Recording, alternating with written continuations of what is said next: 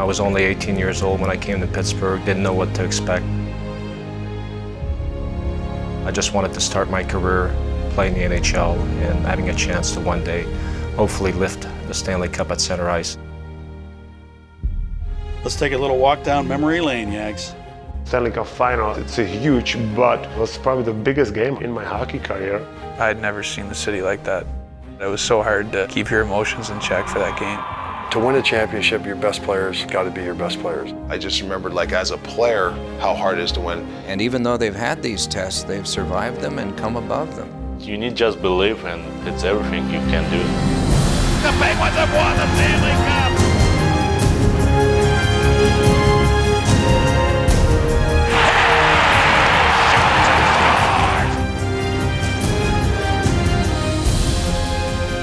This is an organization of stories, not just championships, but stories. Look back and see what's happened in 50 years. The Penguins are one of the most successful franchises, really, in this league. It's phenomenal. You can't make this stuff up.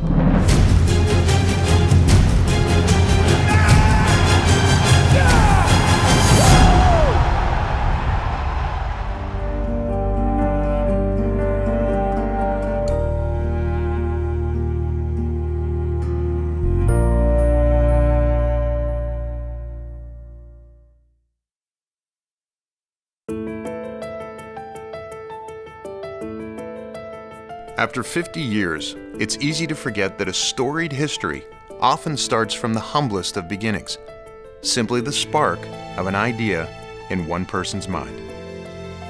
I'm sure there are a lot of people who really don't even know a lot about how the Penguins were hatched, the original owner of the Penguins, and what the story was behind Pittsburgh even getting an NHL franchise.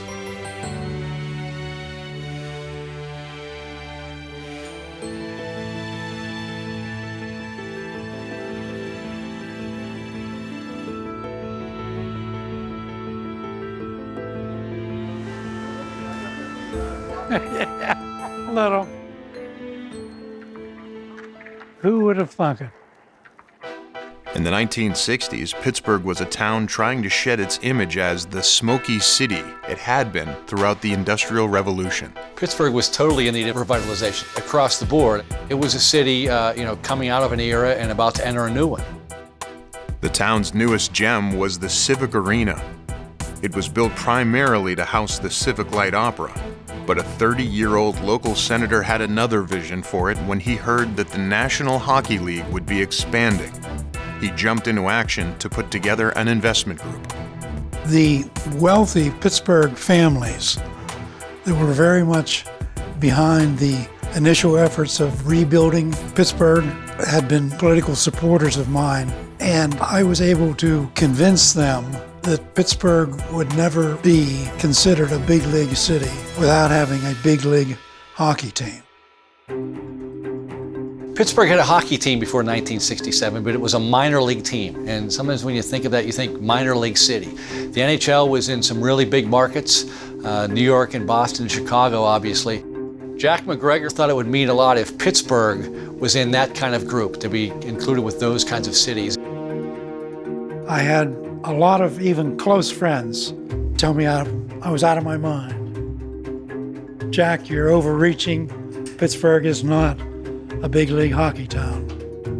Luckily, Pittsburgh's most legendary sports owner did believe in McGregor's vision and came to the rescue when it looked as if the NHL wouldn't be coming to his city. They got word to me that the two Norris brothers, who were 2 of the 6 votes, were leaning away from Pittsburgh towards Buffalo. So knowing that the brothers were well known for their horse racing enthusiasm, and knowing that Art Rooney also was well known, I called Art and asked him if he knew the Norris brothers. He said, I know them like the back of my hand, Jack. Why? I told him why. He said, I'm on over. I will get them each on the phone. And I sat there in wonderment. Art made it very clear that it would be personally embarrassing to him and to the Rooney family if Buffalo was selected over Pittsburgh. And he hung up and winked at me with his big cigar in his hand, saying, Jack, I think you just got those 2 votes.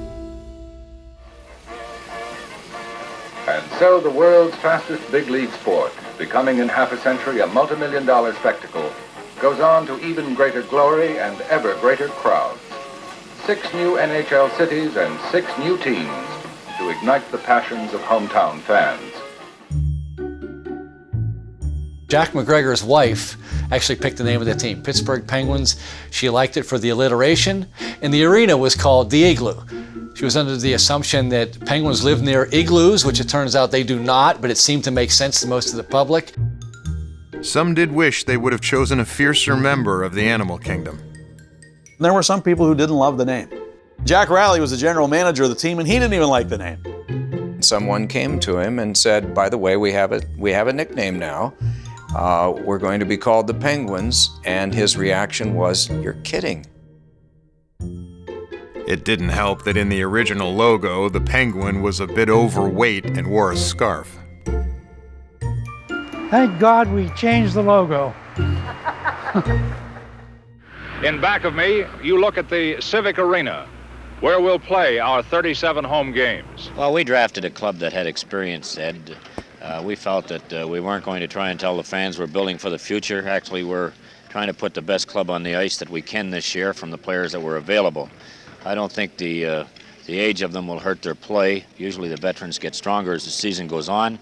It takes them usually a little longer to get in shape, as a matter of fact, and at the end of the year they'll be real prime factors in the games that we have to win. There was great prestige, obviously, for Pittsburgh to suddenly become a member of the National Hockey League in one of those 6 teams that was added to the league in 1967. It was a very elite group. I happen to have the puck with me. This is the puck that we dropped that night. The excitement took your breath away. It was close to a sellout. The fans were standing on their feet, screaming for the first 5 or 10 minutes into that game.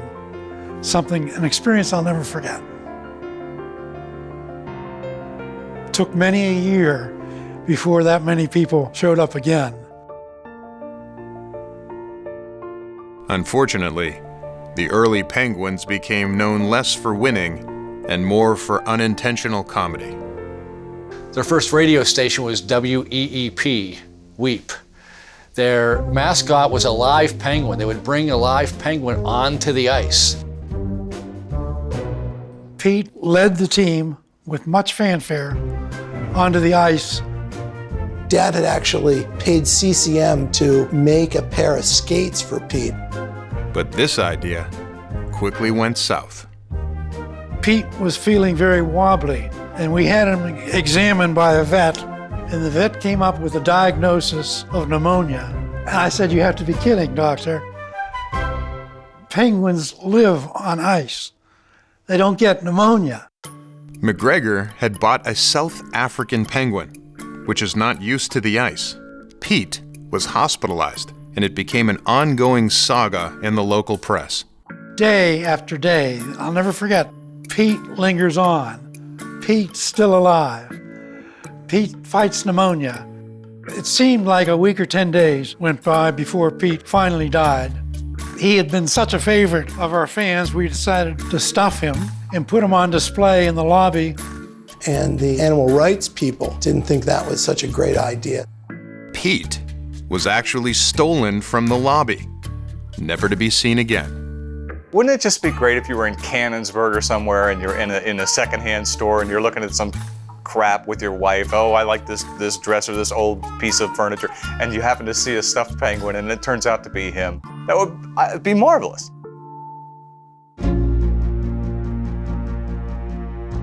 I can honestly remember Pittsburgh when I was a young kid collecting hockey cards.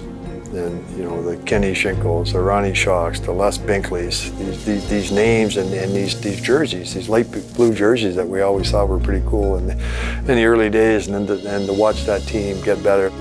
That was really the start of my career, the way I look at it. Just being able to play for Pittsburgh was a big thrill to me.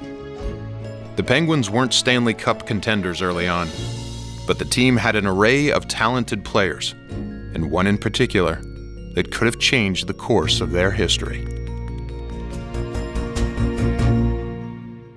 young Michel Brier, who led the team in assists with 32 and displayed tremendous poise and talent for a rookie centerman. As a rookie during the 1969-70 season, Brier helped the Penguins surprise the league by making it to the second round of the playoffs. Oh, I knew Michel Brier. He was a great player. He came out of northern Quebec, and all of a sudden, he became a star. Young 20-year-old rookie Michael Brier, who last year for Shawinigan Falls, believe it or not, scored 75 goals. But he was the kind of guy you had to see to appreciate the grace and the way he manufactured offense with his skating, a real slick player. Oh, I noticed, Mike, at the beginning of the season, the other players took shots at you and pushed you around a little bit, but you seem to be fighting back now. Yeah, that's what you have to do because they won't leave you alone. So if they give me a stick, I give him a stick, that's all. But that offseason, he was involved in a car crash which left him in a coma for 11 months before he ultimately passed away. This was shortly before another Pittsburgh athlete who wore number 21 also died tragically, Roberto Clemente.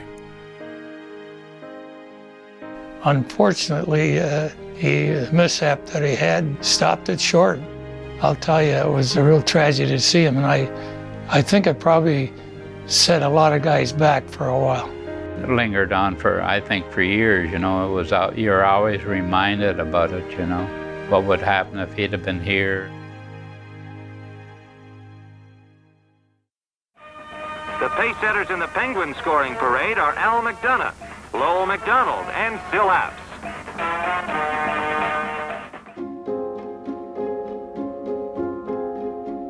I remember you'd go to a game and they'd have programs left over from the previous games and they'd give them away and I'd take them home and I memorized all the players on the team.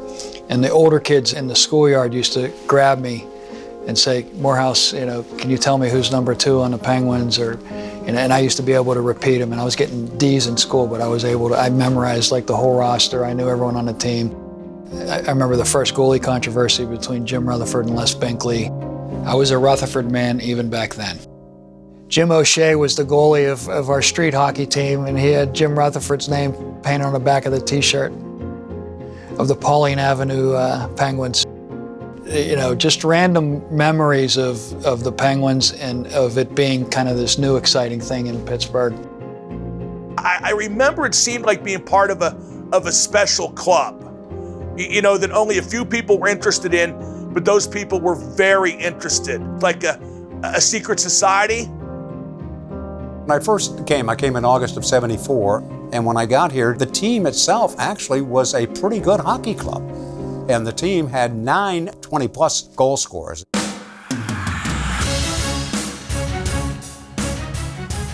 Sil Apps, Lowell McDonald, part of the century line with Pronovo. Sil Apps, Lowell McDonald, and Jean Pronovo were known as the Century Line because they combined for over 100 goals for 4 straight seasons. Pierre LaRouche was a rookie.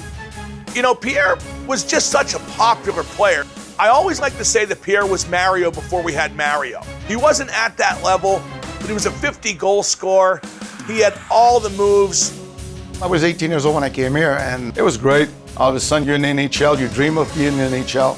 LaRouche was actually so popular in the eyes of young female fans that the team ran a promotion in which one lucky girl could win a date with Pierre.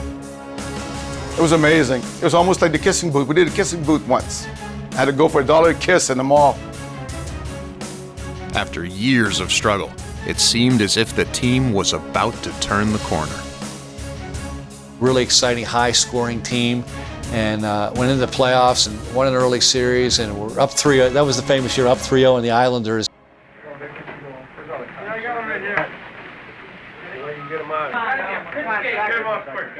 After winning the first 3 games in the best-of-7 series, Pittsburgh dropped the next 3, and now faced a humiliating collapse in the series. Come on, guys, let's be going now. Let's be going.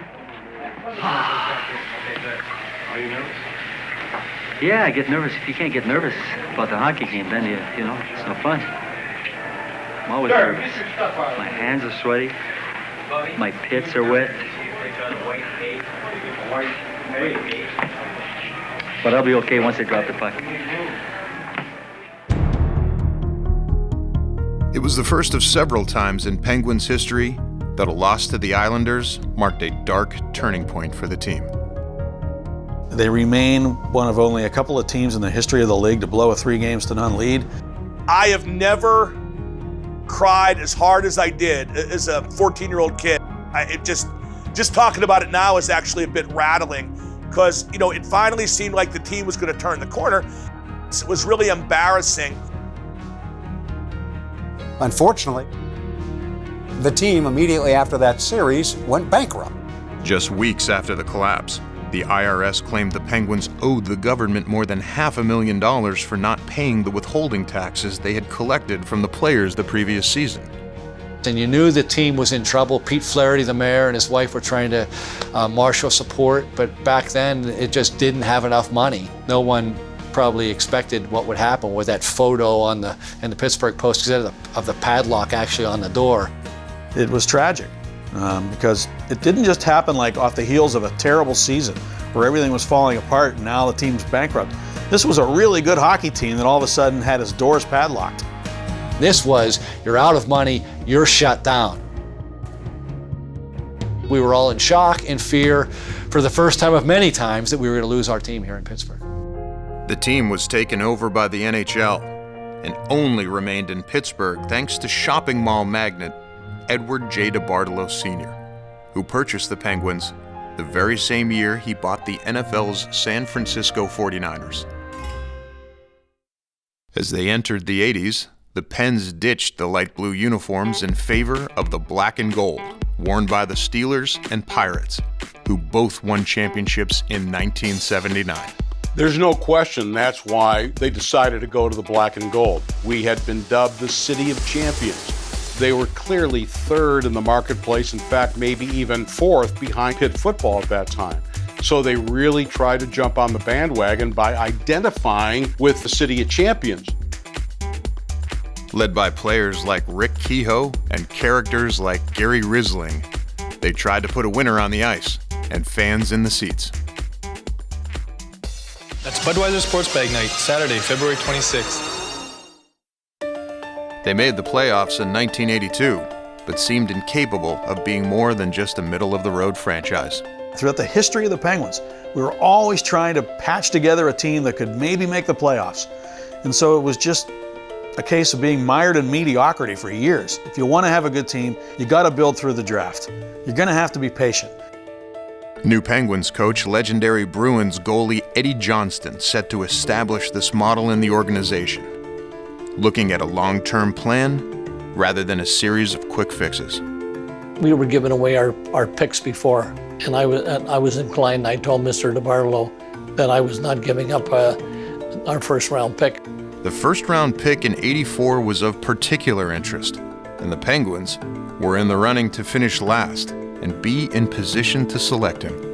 I was director of player personnel, and when we looked at all our reports, there's only one player that you got to draft if you finish last. Pro hockey beckons Lemieux this June.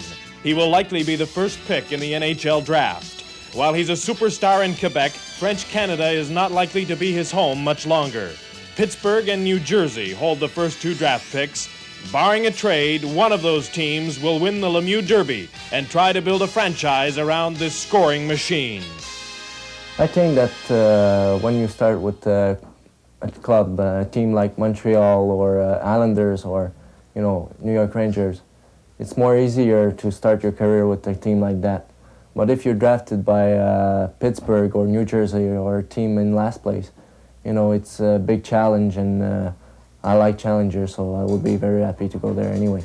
Combination of scoring and passing the puck, I think that there's none any superior in junior hockey today.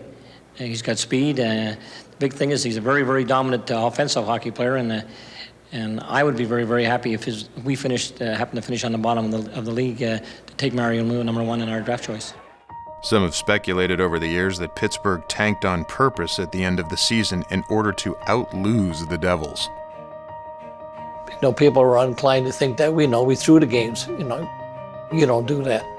We just didn't have the quality of players, and it came down to us in, I think, Jersey.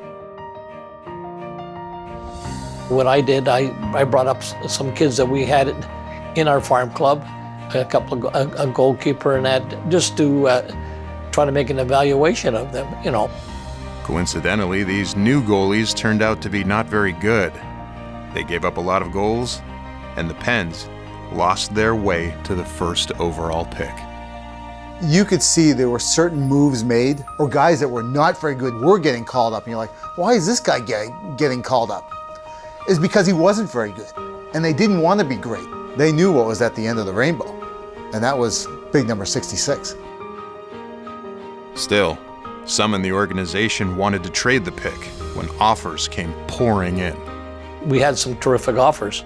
Minnesota offered us all our picks. And you also had the Quebec Nordiques offering all the Stastny brothers for Mario. Montreal offered a huge package, 5 or 6 players featuring Guy Carbonneau to get Mario, and EJ was resolute and said no. I made the statement to Mr. DeBartolo that I wasn't doing that I was keeping him. You know, I was fortunate enough to play with Bobby Orr, and when a player like that comes around once in a lifetime, you don't miss him. You don't trade him.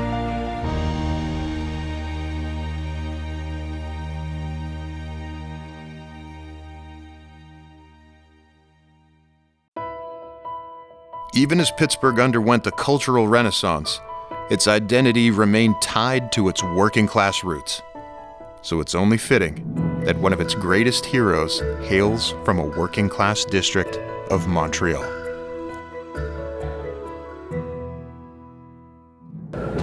Pittsburgh, un premier choix de Pittsburgh, number 66, Mario Lemieux. When I announced the premier choix de Pittsburgh, the numero 66, Mario Lemieux. That was the best thing that could ever happen to me and to the Pittsburgh Penguins. Yeah, I do remember when I got drafted in '84 by Pittsburgh. I remember going to the airport here in Pittsburgh and having Paul Steigerwald pick me up, and I remember coming through the tunnel for the first time, and that's when I fell in love with the city. It's a beautiful city, beautiful sight, and that day I'll keep with me for the rest of my life. We drive down the Parkway, and I'm turned around in the seat like this, looking back. You know, I was looking at his hands. He had this cool 66 ring that somebody had given him. Just remember him having a regal, dignified quality about him. Very proud. He always sat with his chin up. After one day in training camp, when Mr. DeBartolo came, he said, thank God he didn't listen to some people. Well, he certainly stood out to anybody because he was 6'4", and he had a shyness about him that I loved. A quiet way to approach things. It's a very nice city. The people are nice here, and I just hope that they will come to the rink and be behind us because we need big help. You know, I was only 18 years old when I came to Pittsburgh, didn't know what to expect. I'm the kind of guy who don't speak too much. I like to be alone, and I like to read some books, and you know, that's the kind of guy I am. I just wanted to start my career and having a chance to one day hopefully lift the Stanley Cup at center ice. Who could have imagined the impact he would one day have on the entire city? The boys of winter. The Penguins may have had a potential future star, but they still needed to get Pittsburgh to care. And well, they still had a long way to go. First time I ever laid eyes on Mario Lemieux, he was making an appearance at a local Giant Eagle to sign autographs, and there was no one there. They just drafted the guy who would go on to become the best player in franchise history, in the sports history, and no one showed up to get his autograph at Giant Eagle with a live Penguin sitting next to him. Wednesday night, it's the Lemieux debut as the boys of winter class of '84 open their home season against Vancouver. Mario Lemieux, Doug Boncher, Roger Belanger, and some other new boys mark their Pittsburgh debut this Wednesday night. Tom Rooney was the president of the team back then, and he was a marketing guy at heart, and Paul Steigerwald was the marketing director. They weren't the men of winter yet, they were the boys of winter. They were trying to sell youth. The entire idea was to sort of paint these players as young, green players who are going to grow with the franchise. This is what the phrase was. Come, watch the Pens grow. Come, watch them grow. The team and the local press were not afraid to push the envelope on what fans could expect of this new kid from Montreal in the years to come. And this worried some. For Mario to live up to his expectations was going to be incredible. They were almost unfairly high. I remember the headline of the Post-Gazette on my story was, Penguins hope Lemieux can be their next Gretzky, and I argued with my sports editor. I said, I think that's putting too much pressure on this guy. He's 18 years old. He's Wayne Gretzky. But Mario was one of those rare athletes that was able to, he used that pressure. He thrived on pressure. Lemieux embraced the Gretzky comparisons, and yet wanted to set himself apart, purposely taking Gretzky's number and turning it upside down. He immediately made another statement in his first game on his first shot. Lemieux's back breakaway. Lemieux left side, walking to the net. Here he comes. He shoots and scores! Mario Lemieux, oh, great balls of fire. He came right out on the very first shift, stole the puck from Raymond Bourque, went in and scored on a breakaway, and it was like, see what we've been telling you? Mario Lemieux is going to be Mario Lemieux. In his first home game, Lemieux made an entirely different kind of impression. Hit on the play by Doug Hallward. Hallward spins him around. Fight breaks out. Lemieux and Gary Lupo in a fight. Oh my! Lemieux in a mismatch here with Lupo, and Lemieux whacking away. And he's really going on Lupo. Now Lupo trying to come back on him. Lemieux with some undercuts, and it's just a mismatch. Now, Garrett jumps in and everybody goes for a man. In the weeks, months, and years that followed, Lemieux continued to let his hands do his talking. He was a new breed, something never before seen in the NHL. Coming to the net, Lemieux makes his move, and he shoots and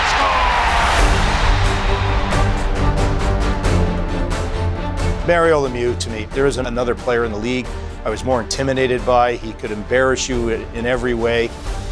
In an era when most skilled players were 5'10" or 5'11", Lemieux stood 6'4", with long arms and a figure skater's grace and poise. I had never before seen a guy with that size and those kind of hands and that kind of vision. Up the ice for Brown and Lemieux. Lemieux looking, goes right in, scores! You saw the composure, you saw the reach, you saw the finishing touch. He had it all, a one-on-one. He could beat anybody at any time. Watch the fake he lays on Hextall. He'll open up the blade of his stick right there, as if he was going to shoot, and then he simply pulls it. I played with Wayne Gretzky on 2 occasions. Wayne made everybody dangerous, but one-on-one, if I was to pick one player that I don't want to shoot on, 66 is the guy. There he crosses the center ice stripe. The pass to Lemieux, through traffic, get on Rudy, he scores! Mario was a player that was, such an impact. He was beyond anybody else. I think he's been so important to that hockey team, and he's been a great asset to this game, and he's been a great asset to that team.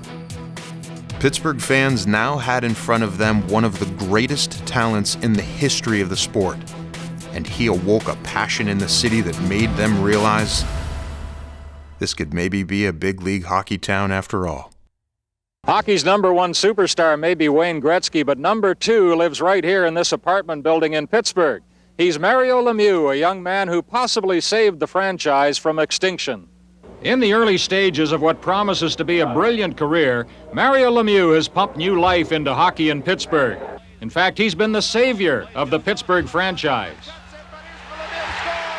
In Mario's apartment, Sports Illustrated arrives to take some photographs. Here's a magazine with limited space for hockey, and only the superstars get the full treatment. We have to smile.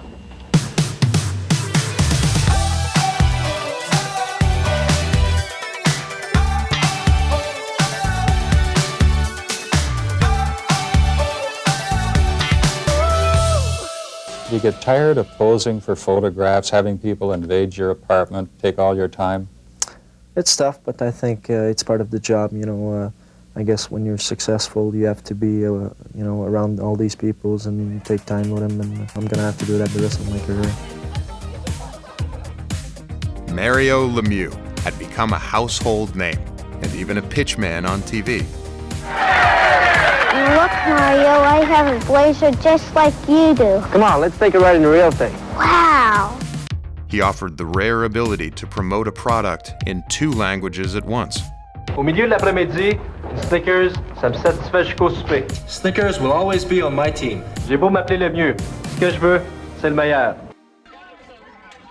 In Pittsburgh, the sight of a playground alive with pickup games that didn't involve a football or baseball would have been unthinkable a decade earlier. But times had changed, and the idea that this was the city of champions was fading quickly.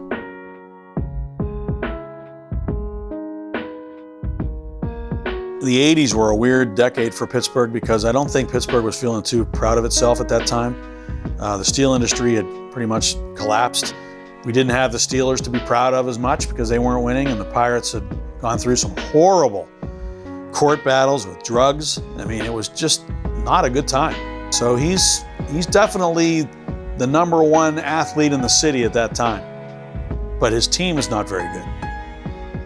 Mario, I mean, he was the whole deal. That's why you went to the game. You went to see Mario Lemieux. You know, in this sport, you can have a great player like Lemieux, but he's still only playing 21 or 22 at the most out of 60 minutes. So you have to have other players too, because 2/3 of the time your greatest player's on the bench. Some of us think that in a year or 2, you are going to give Mr. Gretzky quite a run for the scoring title. Is that one of your ambitions? I think it is. You know, Gretzky's got a good team with him. He's got Curry, Coffey, and all these guys, Massey and Henderson. And I think that's going to come in Pittsburgh. And when you have a lot of good players with you, you can get a lot of assists and goals. That help was coming even sooner than Lemieux expected. When EJ pulled the trigger on the deal with Edmonton for Paul Coffey, everybody stood up and took notice. Whoa! These ain't your same old Penguins. November 24th, 1987 is one of the biggest days in Penguin history. That's the day the 6-player deal with the Edmonton Oilers was finalized and Paul Coffey became a member of the Penguins, a situation he really wanted. Well, I was very excited when I got traded to Pittsburgh. I think had participated in the Canada Cup and saw what kind of player, what kind of person Mario was. And when I found out there was interest in coming to Pittsburgh, I was very, very excited. I was itching to play hockey for 8 weeks, and you know, I was fortunate and lucky, I guess, that the Pittsburgh Penguins did pick me up and were able to work out a trade with the Oilers. Paul Coffey is the only player in the NHL who's an offensive threat in his own end of the rink. He turns defense into offense faster than you can say Bobby Orr. Coaches call it the transition game.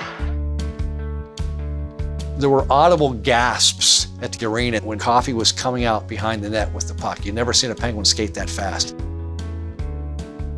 He was one of the top 5 NHL players at that time. He won Stanley Cups in Edmonton. He was the most dynamic offensive defenseman. And you really got a sense that now Mario has a peer. His pass goes into skates of Rouse, broken up there by Coffey. Here comes Lemieux. Lemieux sails in, he scores! Mario Lemieux, and it's 2-0 Pittsburgh. Boy, you do not give him the puck in that situation. Now you had the great center and the great offensive defenseman. The acquisition of Coffey was the first time that I think a lot of people thought, wow, this team might win the Stanley Cup someday, and it might not be all that far off. You could not think that in the first 2 decades of the franchise.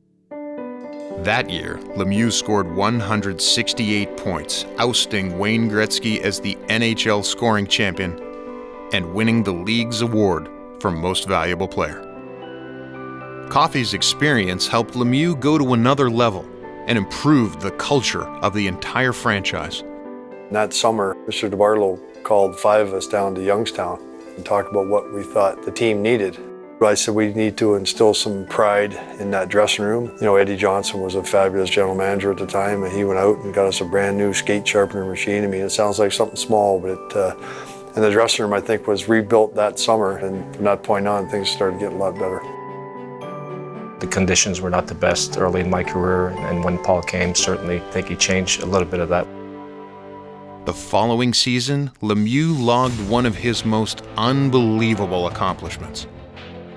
On New Year's Eve of 1988, you know, it was just another game where we were expecting Mario to do big things. When it was all over, we realized that he had accomplished something that nobody had ever accomplished. or will ever accomplish in the history of the game. Lemieux centering, score! Mario Lemieux centering pass! And here he makes that good strong move to the outside. He's going to pass the puck in front of the net. It actually hits off Craig Willanen's foot. He had scored goals in every possible way.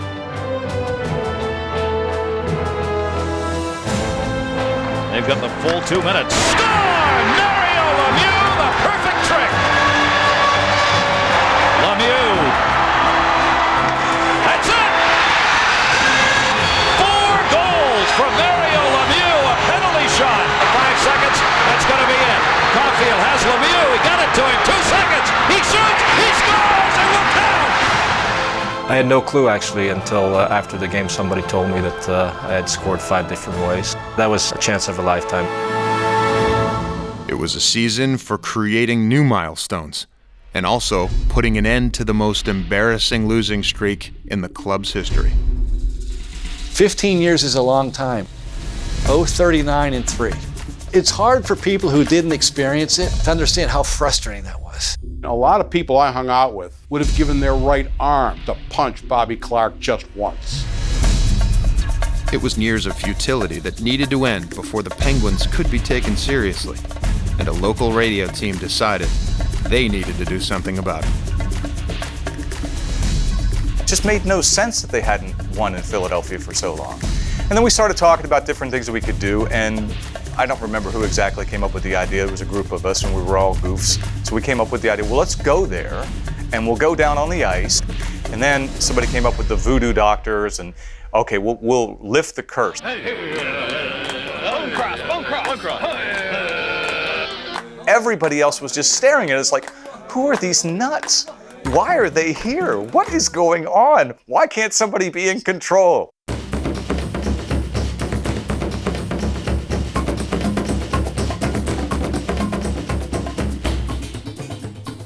It had absolutely nothing whatsoever to do with us. Nothing. But we happened to be there and rode on their coattails.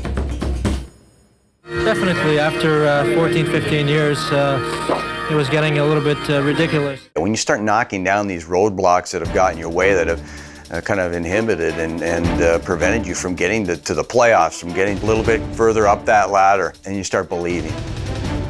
The Pens also ended a 6-year playoff drought. They swept the Rangers in the first round and then went on to face the Flyers in the quarterfinals.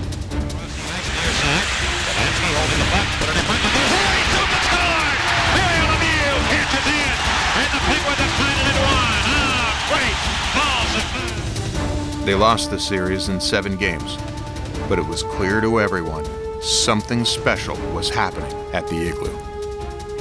Against the Flyers in that series, you could tell the Penguins were now arriving. You could see that they were now going to be a force. This is a tough loss, but when you reflect on it, that's got to mean something. Well, it's important for us to, we were in the playoffs this year and get some experience. I think the Flyers proved that in the playoffs you need some guys that have been there before, and we had a few players that were there before, but not enough, I guess. I think the first time we made the playoffs, I knew that we were on our way to having some pieces to go on in the next few years and having the chance to play for the Stanley Cup. We're an up-and-coming team. By all means, we're not an old hockey club. A lot of the teams in our division are old, and if we can keep getting better every year, we're going to be a team to reckon with, and hopefully we can build off that. But the following season, the odds seemed stacked against the Penguins again. Lemieux was perhaps the best player in hockey, all the while suffering through severe back pain. Yeah, my back gave me a lot of problems throughout my career, but especially in the late 80s, early 90s. I mean, had to have people at times lace his skates up. He had to have people help put his bags on the overhead. When Mario started to have the physical problems, you wondered if it might all go bad because this was a franchise for, in the past, it had gone bad so often. I had missed 6 weeks because of my back. I went to LA trying to rehab and decided to come back last game of the season against Buffalo. In that game, they suffered a heart-wrenching overtime loss that knocked them out of the playoffs. But as has often happened in their history, it turned out to be a lucky time to lose. I've always said that the Penguins should induct Uwe Krupp into the Penguins Hall of Fame because he's the one who scored that goal that knocked them out of the playoffs. I don't even think Penguin fans even realize today that was the best loss ever. It allowed the Penguins the next year to draft the number 5 position. We picked 5th, and because of that, we got the great Jagr. He was probably the best player in the draft, and as we can see, he's had a very long career. At the draft, all the top teams were interviewing Jagr, and Jaromir told all of them he wasn't coming over. He said, I'm staying in Czech, I'm not coming over right away. When we interviewed him, he said, I'll come right away. He idolized Mario, and he wanted to play with the Penguins. So he kind of lied to everybody else, and he was left open for us to pick. I had to go over to Czech to pay the team he played for, kind of a ransom thing. Well, I said, here's a check, this is what we'll pay you. And we got his release and brought him over. They want me to come like 2 months before the training camp to learn English, to put me in the Berlin school. I hate it so much. Where's Jan? Yeah. Cool. I was staying at the Czech family, it was very good. And the Max family, they take care of me, so it was awesome. I worked as a reporter for KDK TV as well as an announcer for the team, so I had kind of an inside track. So I requested that I could spend some time with Jaromir Jagr, and we went to Ross Park Mall, which had recently opened, and I just know that I was there to just kind of see how he would react to the culture. What size is that? He doesn't know, he can't speak English. Okay. Paul Steigerwald took him shopping, and all he wanted were blue jeans and blue jeans jackets. He couldn't get those in the Czech Republic. Oh, does it go with the jeans? Yeah, it looks nice with the jeans. Yeah, that chambray and denim looks nice together. He captivated the city with his youthful, unbridled enthusiasm for America. Metal. I like metal. Metal? Metal. Like who? Any band? Bon Jovi. Bon Jovi? We want your autograph too. And the next thing he did, he bought like a hot rod car. And it was sort of legendary how many speeding tickets he got. How fast will this thing go? How fast? The car? Yeah. Around the 20. If I want. Have you tried it? Yeah, I tried a couple of times. But don't tell anybody. This time period was a microcosm of the Penguins' entire history. They lost at just the right moment and drafted a future Hall of Famer, but at the same time, had another staring down a potential career-threatening ailment. I remember having my first back surgery before the '91 season, and after that I got a back infection where I was in bed for 3 months, and I really didn't know if I was going to be able to walk again. He wondered if he was going to be able to walk, never mind play hockey.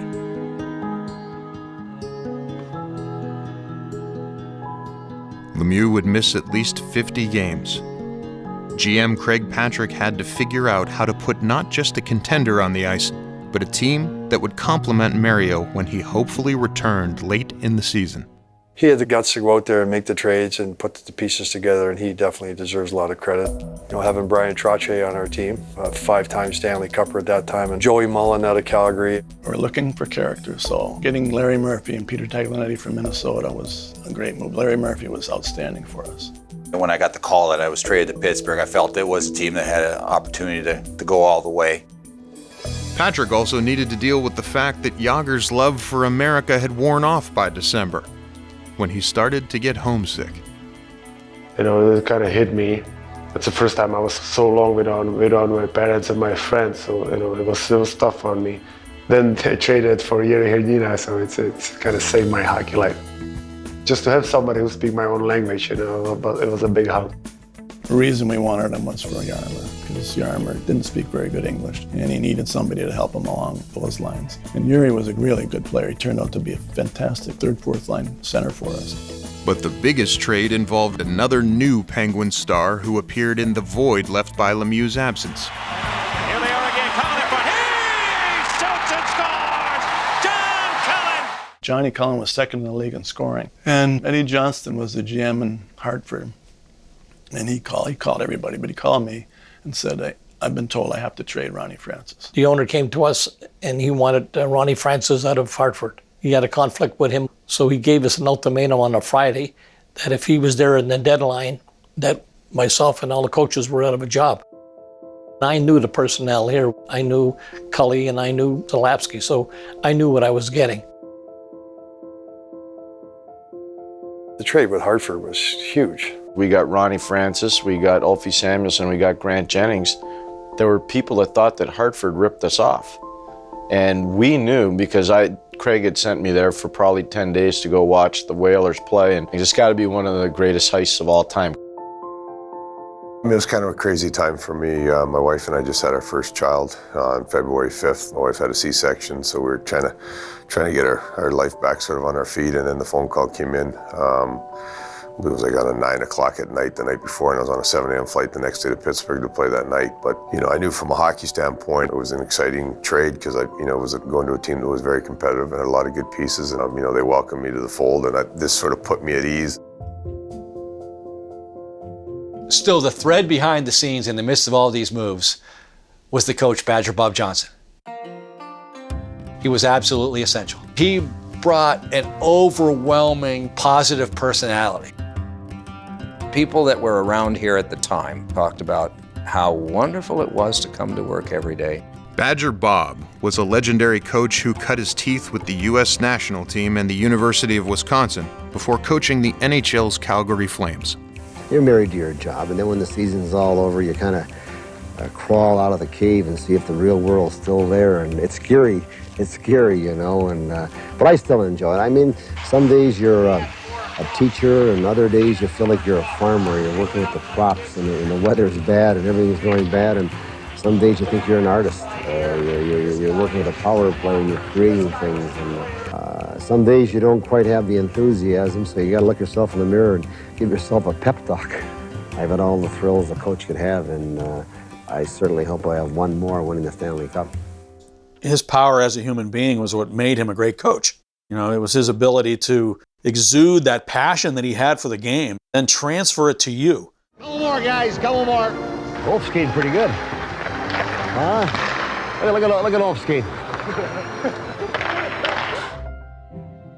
He was the best coach I ever had. Combination of teaching, communication, positive. You didn't think it was real at first. How can somebody be that positive? And then by the time January, February comes along, he's just still the same person. It was the questions he asked you that were away from hockey. Did you get your oatmeal this morning? Did you get the station wagon that we've been talking about for you and your wife? And he would step up and put his arms around a player and say, you know what? I'm going to need you. I'm going to need you. Even if you aren't playing, I'm going to need you. The Badgers' motto became a mantra for the team that year and every year since. It's a great day for hockey. It's a great day for hockey was what he lived. The other positive influence late in the year was the return of Mario Lemieux to the lineup. Though still playing through pain, he returned to superstar form on the ice. And open right side, here's Murphy shooting, and he missed the net. Lemieux off the boards, turns and fires, scores! Lemieux gets the hat trick. Now a lead pass to Lemieux, late on the shift. Lemieux's down, the shot, he scores! He beat Patrick Waugh from the right wing circle. Goes to Recchi, lead pass to Lemieux behind the defense, pulls it around behind him. Here he comes towards the net. Lemieux makes a little move, shoots and scores! Lemieux has cashed in, the Penguins have the lead. Craig Patrick's vision had come to life, and the Penguins won the division named after his grandfather. It was their first division title in franchise history. We're still in the hunt. That's all we want to be. We still want to be in the hunt.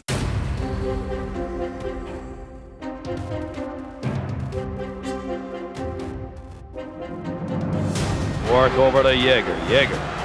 McLean on it. Jagr muscled it in. Jagr shot. They win. Jaromir Jagr. I can remember words of Kenny Danico, defenseman for the New Jersey Devils, basically said, who is this guy? Jaromir Jagr. When you go through those 4 rounds of the playoffs, there's different points where somebody's got to step up. Tommy Brasso, our #1 goalie, ends up getting hurt, and Frankie Pietrangelo comes in. Everybody talks about the save. Early in the game, the Penguins' backup goalie provided a play that led to a major swing in momentum for the series. Lane left point. Fetisov shoots it, deflected right in. Pietrangelo save, rebound. Stastny stopped by Pietrangelo. I don't save. Neither does Peter Stastny. He can't believe the save that Peter Angelo just made on him as Frankie sparkling on that maneuver there to stop and rob Peter Stastny. He should get 5 to 10 for that. You look at every team that's won the Stanley Cup, and you can go back to moments like that where if he doesn't make that save and you lose that game, you never move on. You never have a chance to play a Game 7 on home ice. We had everybody coming up with huge plays. In the second round against the Capitals, 2 of the year's breakout stars came through in the clutch. After dropping the first game, Mark Recchi had 2 goals in Game 2, and then Kevin Stevens got the winner in overtime. Stevens made headlines again in the next round against Boston when he guaranteed the Pens would come back and win the series after falling down 2-0. But Artie was nothing if he wasn't brash, and he spoke from the heart and said, I guarantee you we're coming back and win this series. I guarantee you we'll come back and win this series.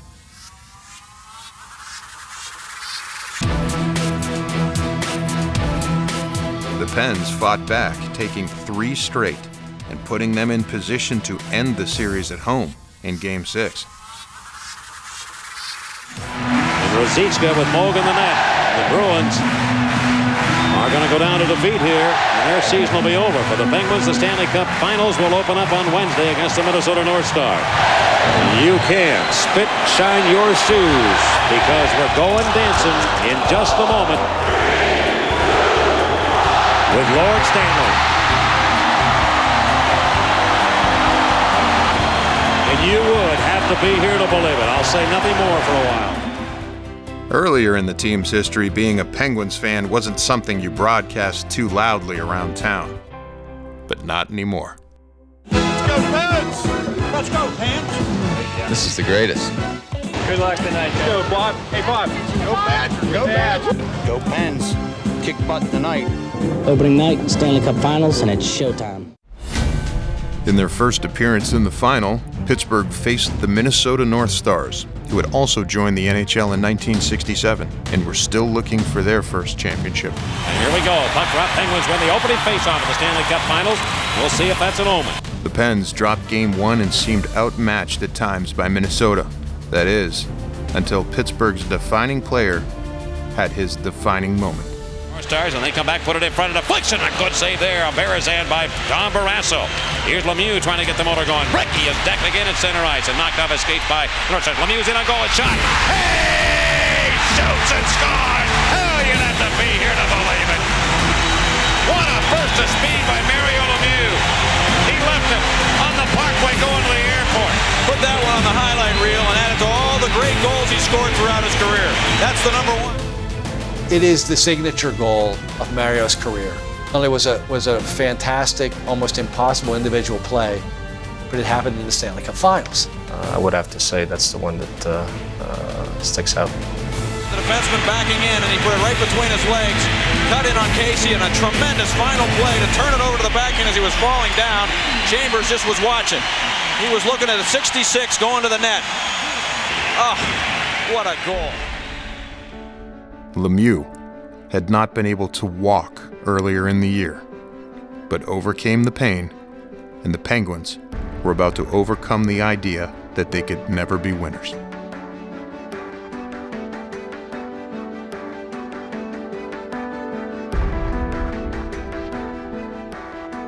It wasn't just one player or 2 or 5.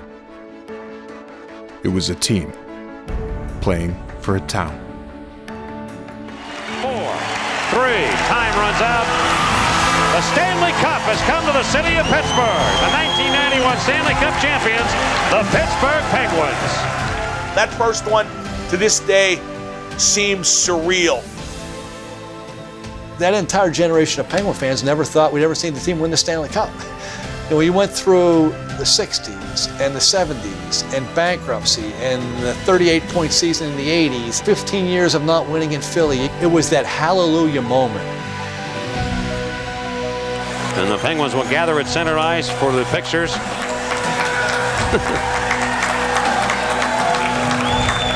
Cherish it, because it'll be something that you really think about. You got to think down the road, years from now, how wonderful a feeling this really was. proud of everybody, goddamn. Put it on! I love it. Jaromir Jagr. Ladies and gentlemen, Elvis has just left the building. Yeah! I love it. I got you on camera. Fill it up, big boy. Get that camera going. The big boy's taking one right now. Come on in. Ace! Yes! Plane ride back from Minnesota, we were getting updates from the pilot. There's 10,000 people at the airport. There's 20,000 people at the airport. We're like, yeah, sure there is. Stanley Cup champion Pittsburgh Penguins have arrived back in town. They landed just a few moments ago. Waiting for them, an estimated 40,000 fans. We got off that plane, it was pandemonium.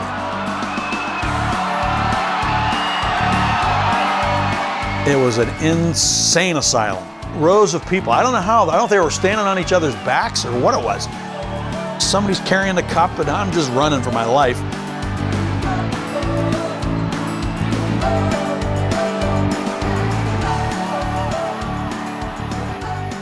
You walk by all the fans and they're as happy as can be, and it's just a moving moment. I mean, it just brings tears to your eyes.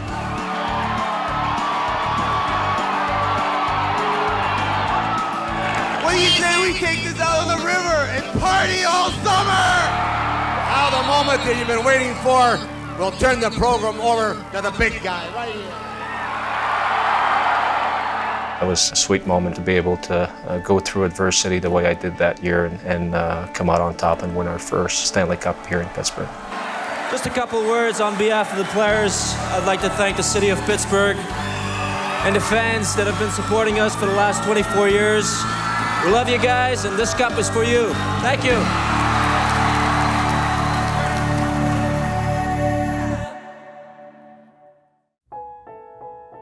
1991 was supposed to be a summer of celebration for the world champion Pittsburgh Penguins. But the party was cut short when the team learned their leader was gravely ill. We were having dinner in Chicago and he was having trouble eating because his mouth was slurring his words. We got back to Pittsburgh and he got tested and they said there was an issue with his brain. He'd had a brain tumor that was basically an incurable form of cancer. He was battling, but I think every player knew what was to come. It was devastating to all of us. Bob was an amazing person, first of all. Great coach, always positive. It was tough to go see him at the hospital. Certainly didn't recognize a lot of the guys, and you could see that he was at the end, and it was tough for all of us to be there and to see that. The Badger was not able to attend the team's ring ceremony, so it was broadcast live to him at his home in Colorado. We're really happy that we could do this for you, Bob. Wish you were here, of course. Each of the players came up and spoke into the camera on a satellite link to Badger Bob Johnson.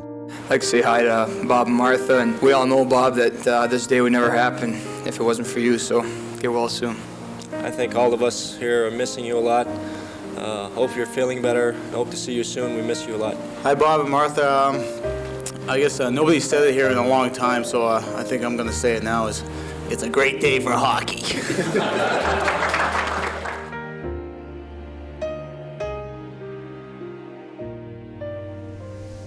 He died in, I'm thinking November. And so we chartered a plane, the whole team went out to the funeral. Are you ready? Okay. Turn your shoulders a little more. There you go. Well, this is so... He lives forever in our hearts. So when you talk about him, it's just like he's standing here.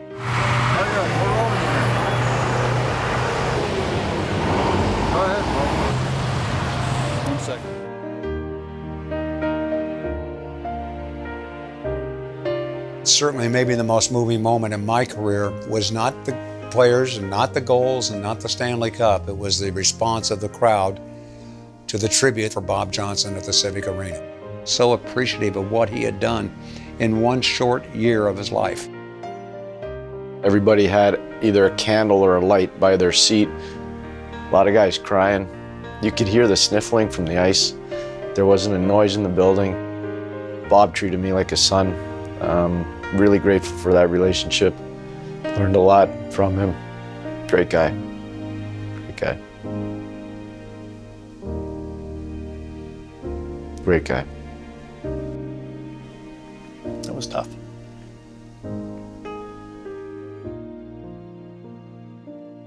Three games, did you think you had them right where you wanted them? I'm always optimistic. I mean, it's the only way to live life, you know. Think you're going to win. Don't hang your head. Life's too short. Every day's a bonus. Don't ever forget it, guys. It's a bonus. That fall, the team tried to channel the emotions of such a loss into another championship season on the ice. Scotty Bowman came in and said, you know, guys, this is Bob Johnson's team. Let's do it for him. This was for Bob. The Penguins had the best talent in the league, and as evidence, trotted out 4 of the 5 starters for the Wales Conference in the All-Star game. But something was off, and it actually looked like the team may not make the playoffs. It was a tough time for everybody because Bob had passed away. The team was just staying in the middle of the pack, and then all of a sudden we made that another tough trade to trade Paul Coffey and Mark Recchi off a championship team. But it seemed to be we needed help on defense. It was tough. I mean, it was tough. You know, but at the end of the day, you understand it. Craig Patrick wanted the team to be grittier, and to get them there, he traded for a tough guy from across the state who at first was hesitant to give up black and orange for black and gold. You know, I was in Philadelphia there for 8-9 years. I was a captain. You know, I was a flyer. I loved playing there. I didn't want to leave Philadelphia, but when I heard Pittsburgh, and I'm thinking, okay, hang on a sec. Mario Lemieux, Jagr, Joe Mullen, Ron Francis, I'm naming these guys. I'm like, I got a chance to win a Stanley Cup. And then I go in this dressing room, and these guys like open arms. Kevin Stevens, he invited me to his house. Mario, like the first couple nights to dinner. So it was really easy transition for me. The guys were incredible. Tocchet delivered on Patrick's promise for grit when he refused to sit out after breaking his jaw. When I broke my jaw, Craig Patrick called me and he goes, well, you know, we could shut you down for 6 weeks, and that means I was going to miss a lot of the playoffs. And then I didn't say a word, and he looked at me and he goes, I know the answer. I said, I'm playing. He was concerned about my health, but he knew that I came here for one reason. I was to win the cup, and I was going to play no matter what. Ricky Tocchet's a tremendous character guy. Lemieux cutting for the net, right down a goal to Tocchet. He shoots, gets the hat trick. Now playing inspired hockey, Pittsburgh closed the season on a roll, and were back in the playoffs with the chance to defend their title. Lemieux in front of him, and a pass went right by his stick. Left point, Francis fire, save, rebound, score. Mario Lemieux puts it in. The Penguins lead 6-4. Oh, book 'em, Dano. After scoring 69 points during the regular season, 20-year-old Jaromir Jagr continued to impress in the playoffs. Jagr around the man, coming right for the net, his backhander. Hey! Shoots and scores! A tall Arnold Slick from Turtle Creek. Having other stars able to step up became even more vital in the second round, when the Pens captain was taken out by a dirty slash from the Rangers' Adam Graves. Lemieux would miss several games, and New York quickly had Pittsburgh on the ropes. When you win, you come so close to losing. You just forget. That team came close to losing. Not just down 2-1 to the Rangers, who were the best regular season team in the league that year, but down in the third period of Game 4 here in Pittsburgh, and someone just taking a 5-minute penalty. It looked like this is over. The Rangers are going to score here, and the Penguins are never going to dig out of 3-1.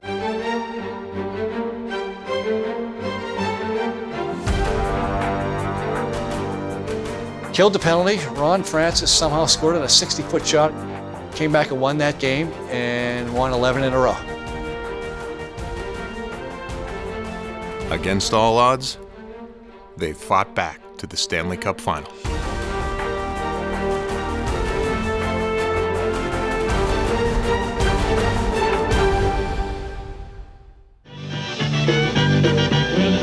Ready, and plays are hot. Just watch what happens when a puck gets dropped. You know what, young and Tommy Prince, Stephen Mario Lemieux, it's crazy. It's a great day for hockey, for hockey. It's hockey night, it's a hockey night in Pittsburgh. The Chicago Blackhawks jumped on the Pens early in Game 1. Pittsburgh fought back but still trailed by a goal with only minutes to play. Penguins battled back, and then Jagr scored that unbelievable, that was his signature goal. And here's Jagr with the puck. Jagr, nice move around Brent Sutter to the backhand. Lets it go, he scores! Dancing off the boards and skating around three guys. I think the Blackhawks, I don't think anybody really knew how good he was at that point. Fabulous individual efforts, and I don't care how good the team is defensively as a team, that becomes man on man. And Jagr just beat three of them. Down towards the end of the game, and Jaromir Jagr dances out of the corner and scores that incredible goal. Game's tied. You figure you're down to the last minute.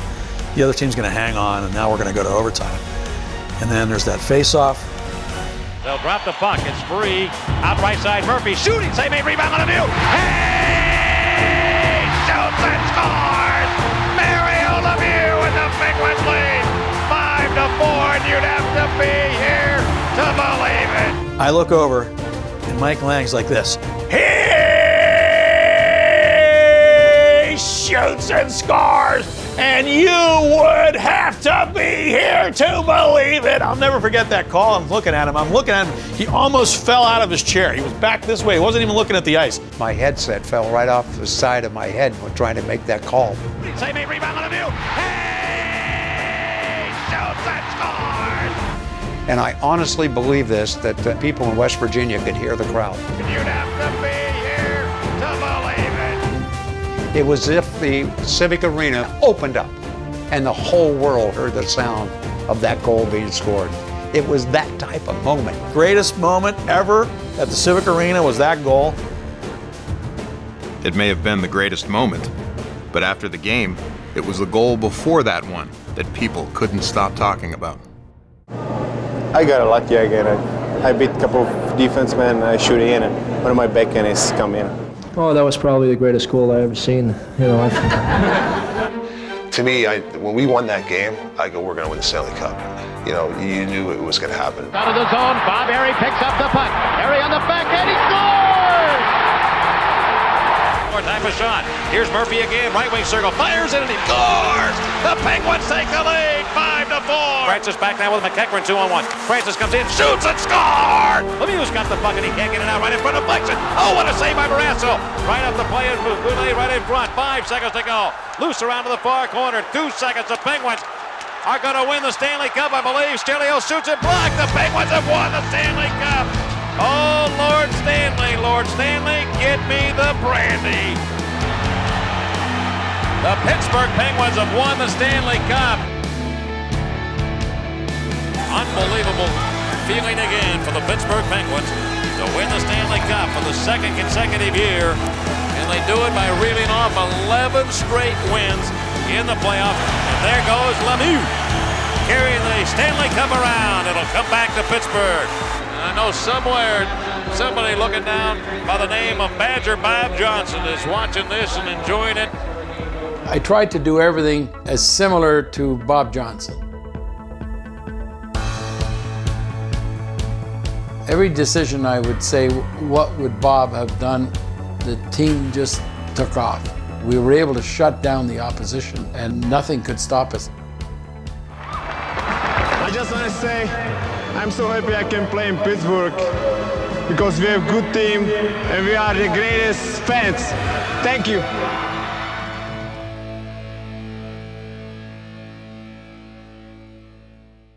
It's a hockey night in Pittsburgh.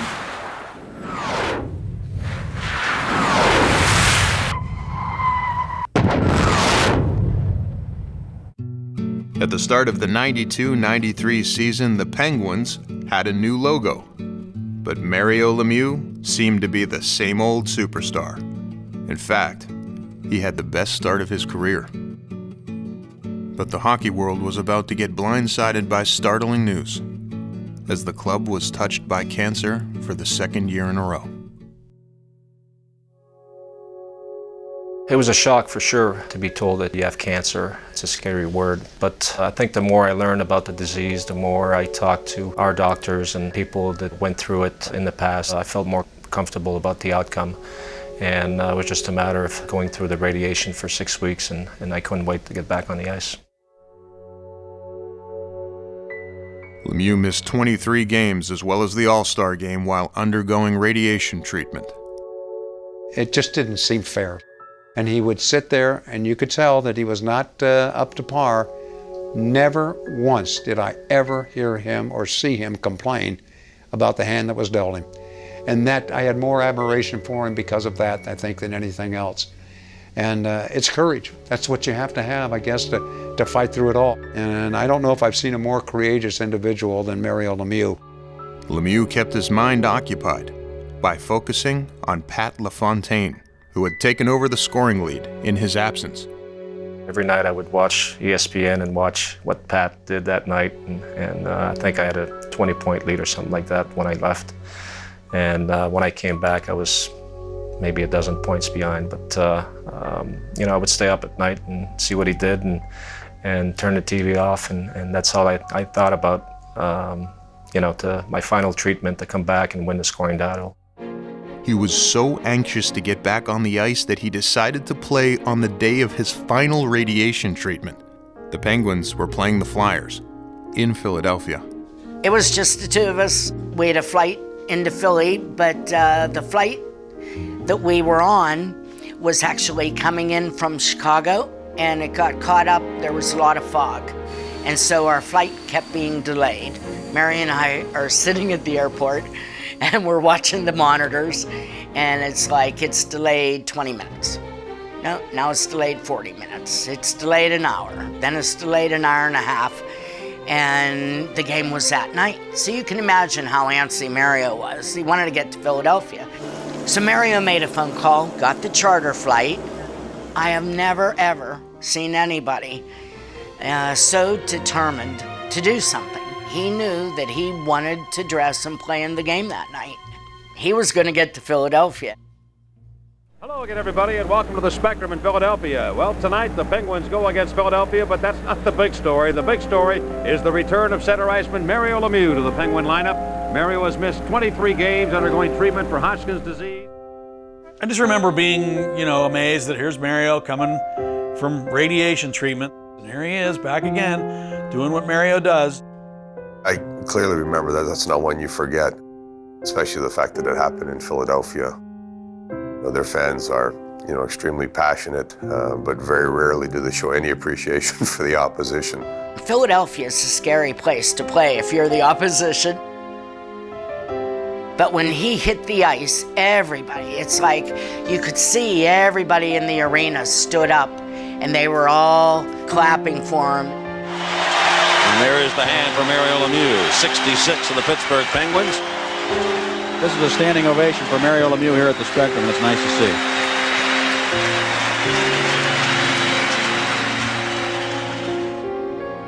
And here's this guy that flies in the afternoon after having treatments, and he's going to play in a game against the Flyers. So good on them for recognizing that. They've got a big thing on the screen here. They got a big TV screen here, and it said, "Welcome back," and had Mario's picture, and now he acknowledges the fans by waving his stick. In that moment, I thought, what he had done had transcended rivalries. I think they all appreciated what he had been through and how hard he must have worked to get himself ready to go back on the ice. And he scores a goal and gets an assist on a Kevin Stevens goal in that game. Lemieux comes in, shoots and scores! Mario Lemieux drills it in, his 40th of the year. And I know it took you a long time to get here, probably a lot longer than you wanted it to. Yeah, it did. Our flight was canceled this morning, so we decided to charter in and try to save some time. I wanted to get some sleep a little bit this afternoon. I was a little bit tired. Got up early at 7:30 to get my final treatment, and that's why we decided to charter in and get some rest. Did you feel any effects of it at all, Mario, during the game? It seemed like you were getting stronger as the game went on. Yeah, I felt pretty good. I didn't know what to expect early in the game. I haven't done much in the last 10 days because I started to feel a little bit tired with the radiation and didn't ride the bike, didn't skate for the last 10 days, and just decided to come over here and see what happened tonight. And it was a tough game, but a little tired at the end, but went through it all right. What have the doctors told you about what you have to do now? Well, it's just a matter of getting my rest and getting my strength back, and just try to get back in shape, start riding the bike and practice a little more now, and hopefully get back on top of my game. Lemieux seemed back at the top of his game almost instantly. He was on a mission when he came back from radiation. I think he was excited about being able to play again. He's back to wanting to win a scoring title. And he's 12 points behind Pat LaFontaine with 20 games remaining. And he scores 30 goals and 26 assists. On a breakaway, Lemieux 1-on-1 against Hearns. Comes in, backhander. Hey! Shoots and scores! It was just incredible. It was hard to believe. He scored a 5-goal game at New York. There's Lemieux looking for number 5, back into the Rangers in. Walks in on goaltender Richter, and he backhands it in. He gets his 5th. Mario Lemieux with his 5th goal of the game. And if you missed this one, shame on you for 6 weeks. They're giving Mario Lemieux a standing ovation here in New York. This guy, I mean, who knew if he was going to live when he got diagnosed? And he's out there ripping teams to shreds. It beggared belief. If you had any doubt, yes, Lemieux passed LaFontaine. Got on a tear at the end and was able to surpass him. With a healthy Lemieux, on top of the unprecedented depth, the Penguins set a new record for consecutive wins with 17. The team in '93, I still think is probably the best team I've ever played on. This team is definitely, I thought, was our strongest team. And it just goes to show you the argument that just because you're the best team doesn't guarantee that you're gonna succeed. There's no guarantees in the playoffs. We found that out going for the 3rd cup in a row. Well, it's almost the unthinkable happened. You know, we went into the series thinking we don't have a chance. I mean, we'd lost our top scorer in Pierre Turgeon. We're up against arguably one of the best teams in the National Hockey League ever. Even before the series, I remember my friends bet on us that we're not going to win a single game against the Penguins. But we knew, we just have to work hard and try to get under their skins, and maybe, good things can happen. And the goalie got hot, and we got a little bit lucky, but, history is history. So for us, we won the first game, and it was almost like, well, why not? There was no fear. Ferraro looks to Volek off right wing. He shoots. He scores! Islanders win in overtime. They're off to Montreal for the conference championship. I ended up building a swing set for my kids and spent about 4 or 5 days just hammering nails to feel a little bit better about myself.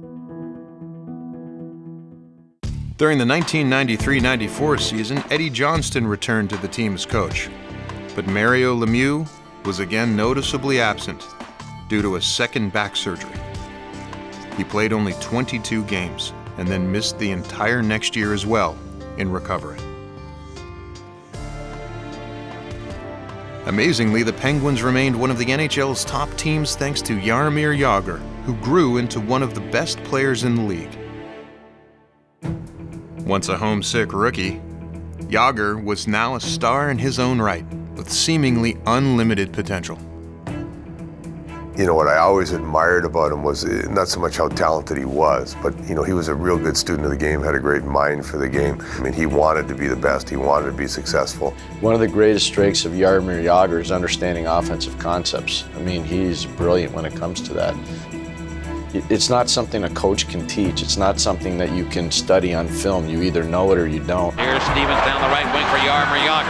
Jagr puts the brakes on, shoots it right to the net save. Rebound score, and Jagr will be the scoring champion of the National Hockey League as he sets up Kevin Stevens. Jagr will win the NHL scoring title for 1995. Jaromir Jagr. The following season, Pittsburgh arguably had the 2 best players in the league when Lemieux returned to the ice.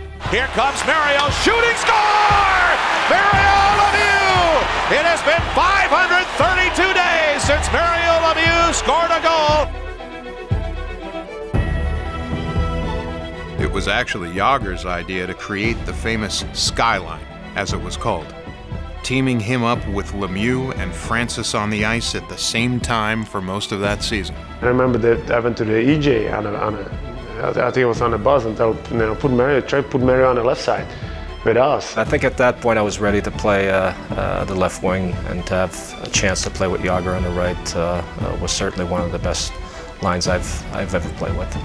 Francis off now to Jagr, back to Francis. He's the open man. Lemieux around the goal mouth, not pull the trigger, goes back to Francis to Jagr. Try to create a matchup against that line was impossible. You could try, but you weren't going to be successful. Right side to Jagr. He shoots and scores. Jagr moves in. Will he shoot it? No. Left side. Francis in front to Sanderson. Knocked in by Lemieux. He gets another hat trick. And they will see it work perfect. Bruins back on their heels a bit. Here comes Jagr. Powering home. Look at Jagr. Shoots and scores. Put that one on the highlight tape. Mario directing traffic. Edmund is deep in the slot. Mario booms a shot and he scores. And Mario Lemieux has 50 goals in 50 games played. And Mario and Jagr playing leapfrog with the goal-scoring lead. Mario's 50th. Jagr has 49. That was as good a line as ever played in the NHL. Despite the high scoring, the Penguins made it only as far as the Eastern Conference Final in '96. The following year, Lemieux, while still the team's leading scorer, decided his body had had enough. 97, I was done. I just couldn't do the things that I used to in the past, and that to me was very frustrating. And for that reason, I decided to retire at an early age. His final home game that year was against the Flyers in the first round of the playoffs. Late in that game, Mario got a breakaway. And it was almost like it was written by the hockey gods. And in his last game in Pittsburgh, Gary Thorne, the voice of God announcer, had that great call. Lemieux heading up ice. Here he comes. Here he comes. Mario Lemieux. Hang on. He scored. You gotta love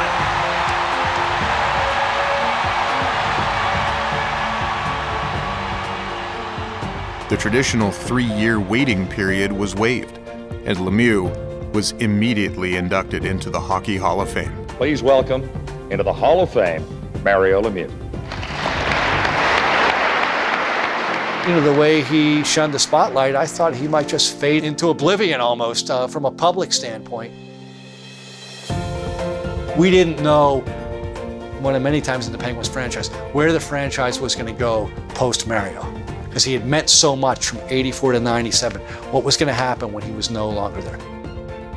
I never thought about coming back. Once I retired, I thought I was done for a long time.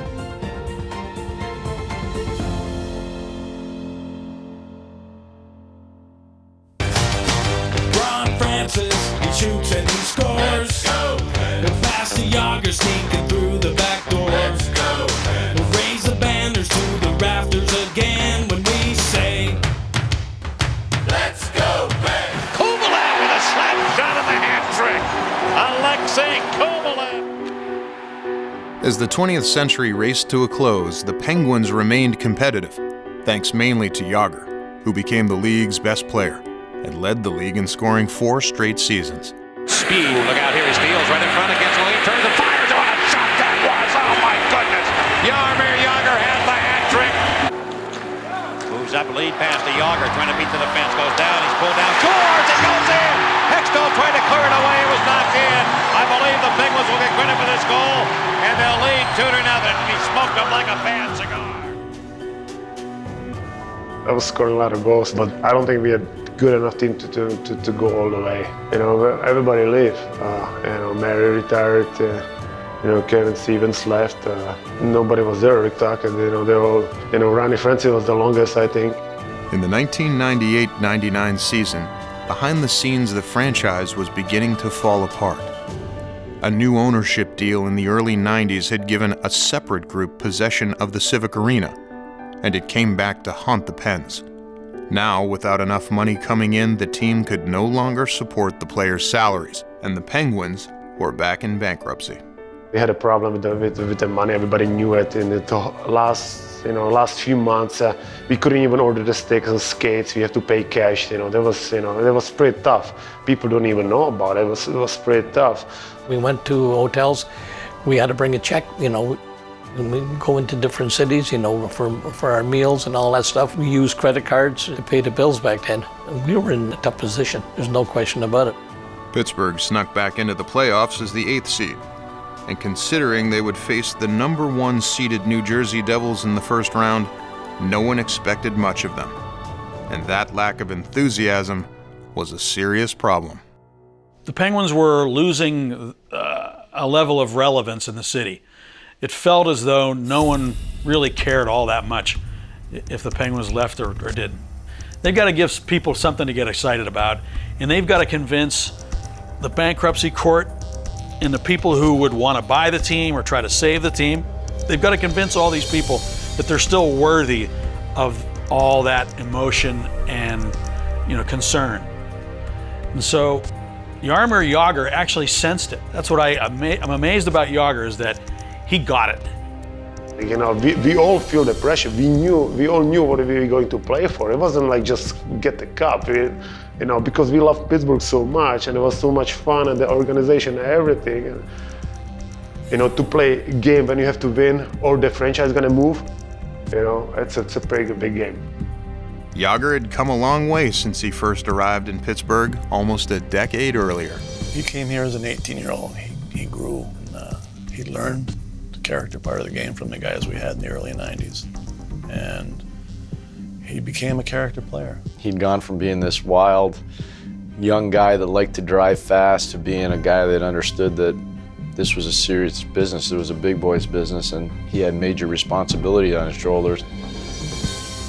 Pittsburgh faced elimination going into Game 6, and it was questionable whether Jagr would be able to play after injuring his groin. Yeah, he goes Jaromir, and Jaromir seems to be having some real problems right now. I remember talking to Jags, and he was wearing shorts, and his entire leg seemed like it was bruised. And I said, hey, are you okay? And he said, bleepity bleep bleep bleep, no, I'm not okay, look at me. It was a game-time decision.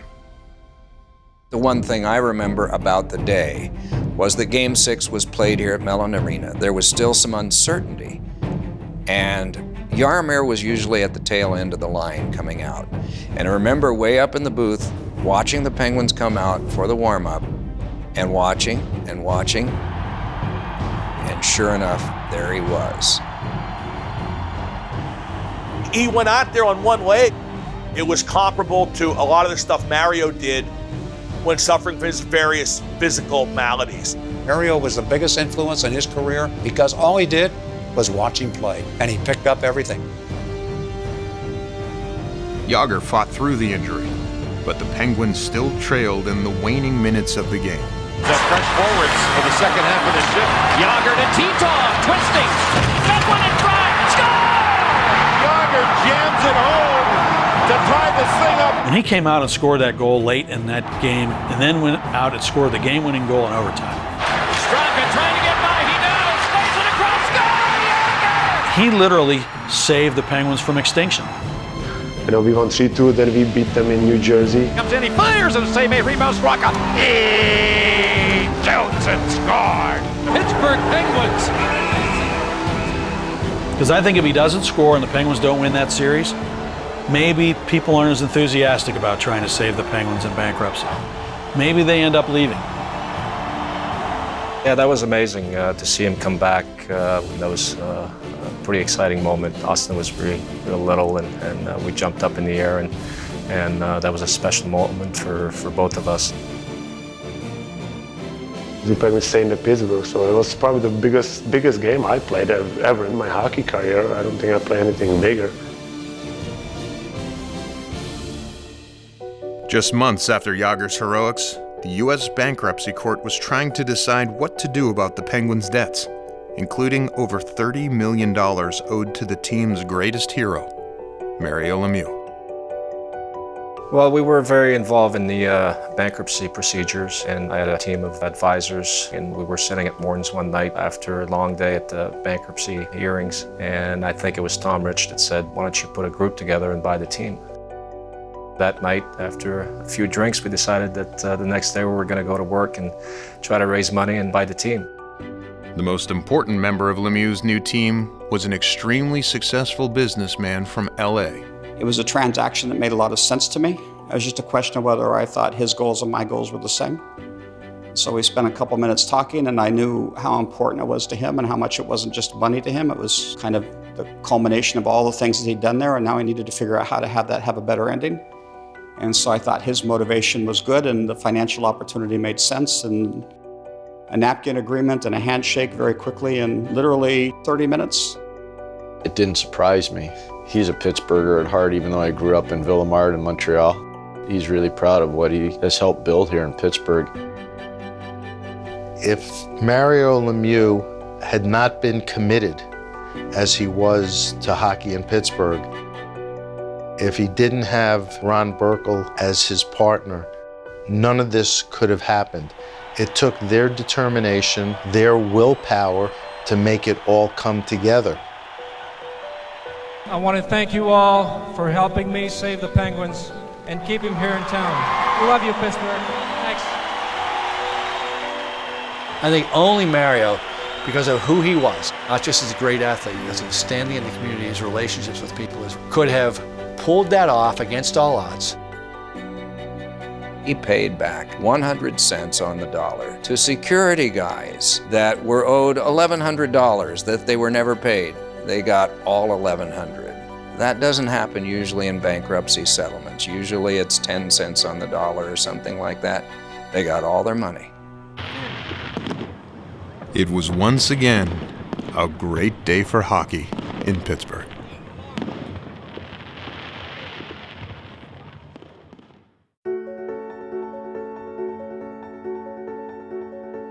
Mario's return is the greatest story I ever covered in nearly 41 years in Pittsburgh.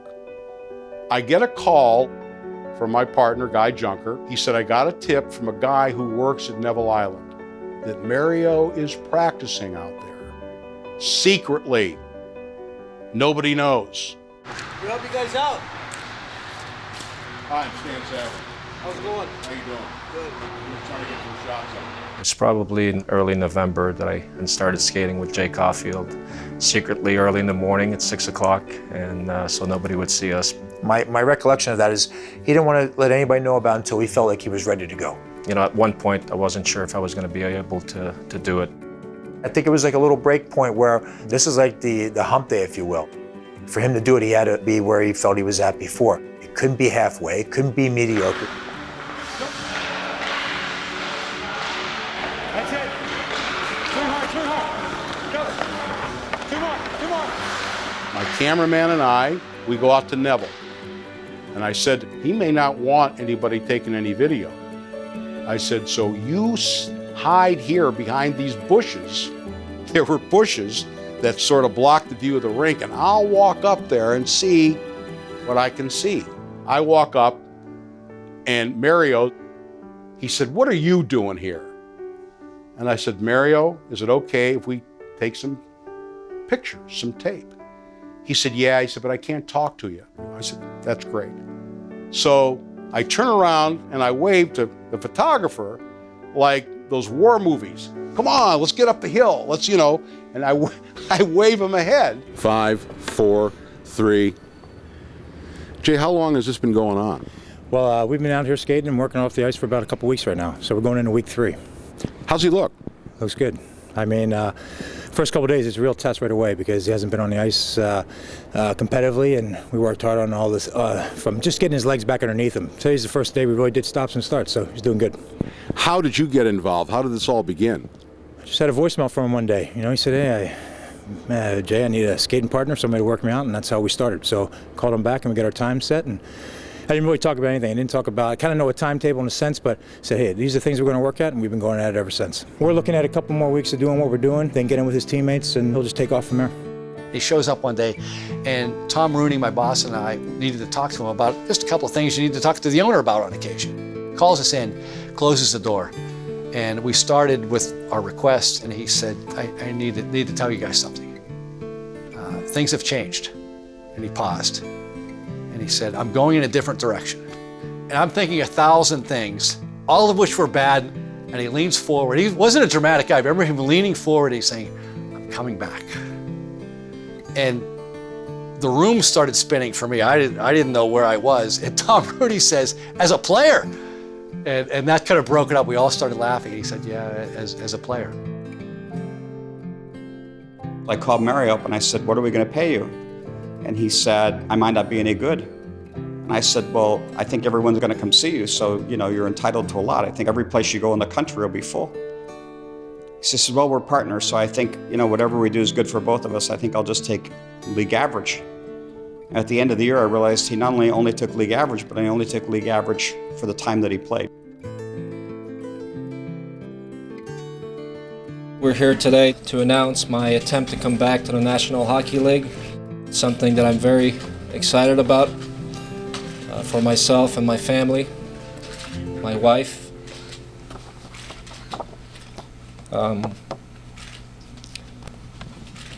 Also my kids, especially Austin. He's certainly been a big part of my life since the day he was born, and he's a young kid that gets up early in the morning with his hockey stick in his hands and loves the game of hockey, and I'm sure he would love to see his dad play before it's too late. Austin once was in the equipment manager's room and asked the equipment manager, Steve Lattin, "Is my dad a good player?" He didn't know, he'd never seen him play. See you, Meg. Bye, Austin. You gonna get my jersey? The center ice? You gonna bring it to Dad? All right, give me 5, buddy. All right. Yeah, he was a big part of it. You know, I wanted to come back and have him see me play a couple of years and have that memory of me playing. Lunch house. Okay. Okay, how many goals do we want Daddy to score? 100! 100! Yeah, that was Stephanie. I said, I'm gonna try to score 1 tonight for you guys. She goes, no, 100. 100. Well, it's gonna take a couple of years at least. How about just 1 to start? Yeah, we'll try 1 tonight. No, 100. Oh, okay. 10. Steph, I don't Okay, think that's guys. physically fun. All right. Yeah. Bye. Bye. See you after the game. Bye. Bye, Austin. Bye, Dad. Bye-bye, Alexa.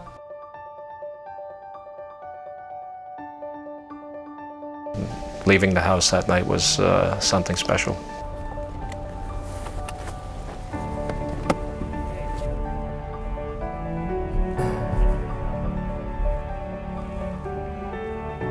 All right, gents. 10 minutes, boys. 10 minutes. Let's go, let's go.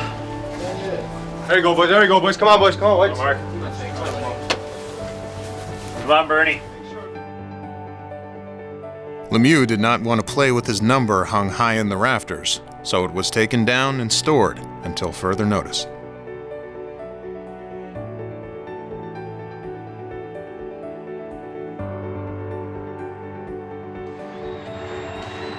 If you made me pick the most memorable night in Penguins history, I rate Mario's comeback night number 1.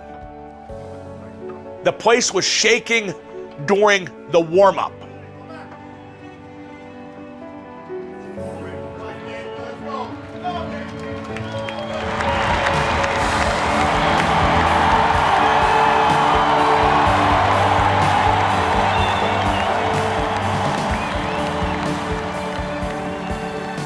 I have to be honest, I was sobbing.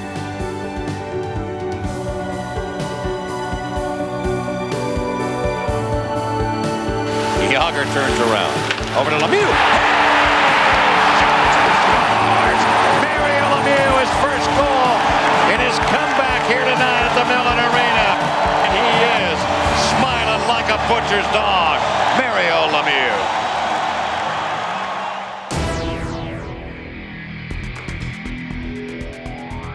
The team was barely .500 prior to Lemieux's return, but his presence propelled the team into the playoffs. It was amazing how he came back and he was just exactly the same player as he was before. I feel very fortunate playing with him. Best known for his big hits on the ice, Darius Kasparaitis became an unexpected hero that year in overtime of Game 7 of the Eastern Conference semifinals. But then one night before, me and René Corbet, my roommate, René said, "What if you score a Game 7 overtime goal? What would you do?" And I told him, "You crazy? I would never do that. I would never score the goal, first of all." Taking over on the play is Robert Lang. He's got a trigger. Here's Kasparaitis. Wristing one. He shoots and scores. The Pittsburgh Penguins have won the series in overtime. Darius Kasparaitis. For me, being as a poor goal scorer, I didn't know how to celebrate. There was actually truly excitement of someone who's like a kid, you know. There was an added excitement on the ice thanks to the return of Mario the player. But Mario the owner still needed a long-term plan for financial stability. And the only solution was not pretty. They had to gut the team. And Craig Patrick made that decision. I got to give Craig Patrick a lot of kudos because he didn't want to do that. Nobody wanted to see those players leave here. Eventually, we had to start selling players. Alex Kovalev, but Jagr was sold, and the league told us how much we could get. So those were difficult years. It was mind-boggling to have that happen, but there was no other way out. For us to survive, they had to do that. I was sad to see Jagr go, Kovalev go, but again, in the NHL, if you finish near the bottom of the pack and get those draft picks, eventually you're going to be good again, perhaps great. And they started once again. And Marc-Andre Fleury was the first selection. And there it is. Fleury goes first overall. When I came in and started coaching, at that time the Penguins had gone from Mario's return and getting to the conference finals, and then it was all about a 5-year plan. We were going to hit rock bottom. Like that year, people forget, we went 17 games that year without winning a game. Familiar rumors started up again around town and in the locker room. So there's a lot of instability, I guess. There's a lot of rumors about going to Kansas City. We could hear the rumblings. We could definitely, we knew the rumors. In the 2004 draft lottery, the Penguins missed out on getting the first overall pick, belongs to the Washington Capitals, promising Russian star Alexander Ovechkin. But they hoped fellow Russian Yevgeny Malkin would also turn into a prized selection when they picked him second overall. It's not fun to bottom out. It's not easy. When you sometimes end up getting great draft picks, it's not fun to go through because you don't know what kind of draft pick you're going to get. The entire 2004-2005 season was canceled due to a league-wide lockout because of a labor dispute. When the NHL lockout ended, the league staged an unprecedented lottery for the first overall pick in the upcoming draft. The prize was unquestionably a young prodigy from Cole Harbour, Nova Scotia. And now, all eyes are on yet another prodigy.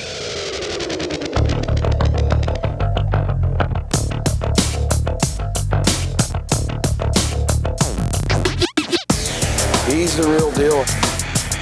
His work habits are impeccable and his focus is tremendous. Each game he can do something new. This is not just a guy you say, wow. This is a guy you say, oh, this is something. My name's Sidney Crosby. I played against Sid in the queue. You would get caught like just staring at him playing because it was amazing. I knew Sid from before. I met him through a camp in LA. He was 13, I was 16. He was already better than anybody else. I knew how good he could become also. We are live in New York City. This black box. The contents, there is an envelope that will change the future of one NHL franchise. Hello to hockey fans around the world and welcome to the NHL Draft Lottery. Craig Patrick joined representatives from each of the other teams in New York for a top-secret selection process. Whenever I go to New York, I go to St. Patrick's Cathedral, every time I go. This was no exception. I went that morning. And a girl that worked at Mellon Arena had given me a four-leaf clover that she had. So I was holding that in my palm at the same time when I was in the draft room.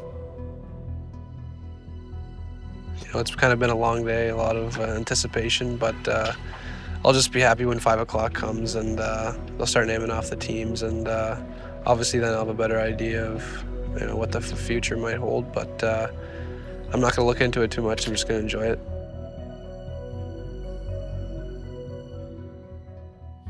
Good afternoon, everyone, and welcome to a unique moment in the history of the National Hockey League. I came back to the igloo and watched it in my office by myself. Actually, I was at the doctor's office for Stephanie and Lauren. They had a checkup at 3:30, so I was in the waiting room, and they didn't have a TV there. We are down to the final two picks, and it is Brian Burke's Anaheim Mighty Ducks and the Pittsburgh Penguins. And then when it came down to Anaheim, I mean, it was almost like time stood still. We're going to go and switch things around a little bit. We're down to the final two picks. Commissioner Gary Bettman will announce the winner, the first overall pick.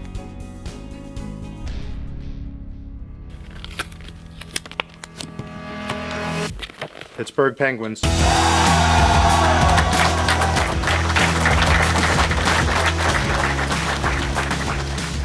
It was a thunderbolt. And everybody was trying to get in touch with Mario. He wasn't answering his cell phone because he was in the doctor's office. After we got out, I looked at my phone and I knew that we had won the lottery, and that was incredible. I didn't think we had a chance. What do you think? That's pretty good, huh? That's great news. Actually, I talked to Sydney earlier, and just the fact that we have the first pick overall and have a good opportunity to rebuild the franchise with a great young player like Sydney is something special, and looking forward to be at camp and rebuilding the team. Well, I can tell you that Craig and I are nervous wrecks. I know. It's very exciting. I mean, everybody's calling and very happy for the franchise and everybody involved, and looking forward to it. A once-in-a-generation player now had the chance to draft another once-in-a-generation player. We decided we were going to do whatever it took to build around him and win. On the left is Craig Patrick, the general manager, who's still got the lucky four-leaf clover in his pocket that he had at the draft lottery last week. And then, of course, is Mario Lemieux. On behalf of Mario Lemieux and the entire ownership group, Pittsburgh Penguins select from Rimouski in the Quebec Major Junior League, Sidney Crosby. I remember kind of looking back, Montreal was always my favorite team growing up. My dad had been drafted by Montreal, but Pittsburgh was definitely a place. I was thinking about a team to be a part of. You're looking down the list, you're looking at how young the team was going to be. Obviously, Mario being here. It was a team that I was excited about, and when it ended up being Pittsburgh, I was so happy. This was where the hockey gods deemed that he needed to be, and it sure was a right call from that standpoint, because this was the torch being handed off here in Pittsburgh. A lot of talk about where you're going to stay. Will you accept Mario's offer and stay at his house? Yeah, definitely. Be a great guy to learn from, and definitely get to know him better on a personal level. I mean, he's unbelievable, and I think he's someone I could learn a lot from. So to have that opportunity, I definitely take advantage of it. As a kid, you're speechless. You don't really know what to say, but I think he was pretty good right away at just making things seem as normal, I guess, as they could be in that situation. And I just thought that was a great thing. Who better to learn from, and probably wasn't ready to handle the responsibility of living on my own. So I was excited for it. Are you good at babysitting? He has 4 kids, Yeah, I think I'll have to get good. At center, wearing number 87, Sidney Crosby.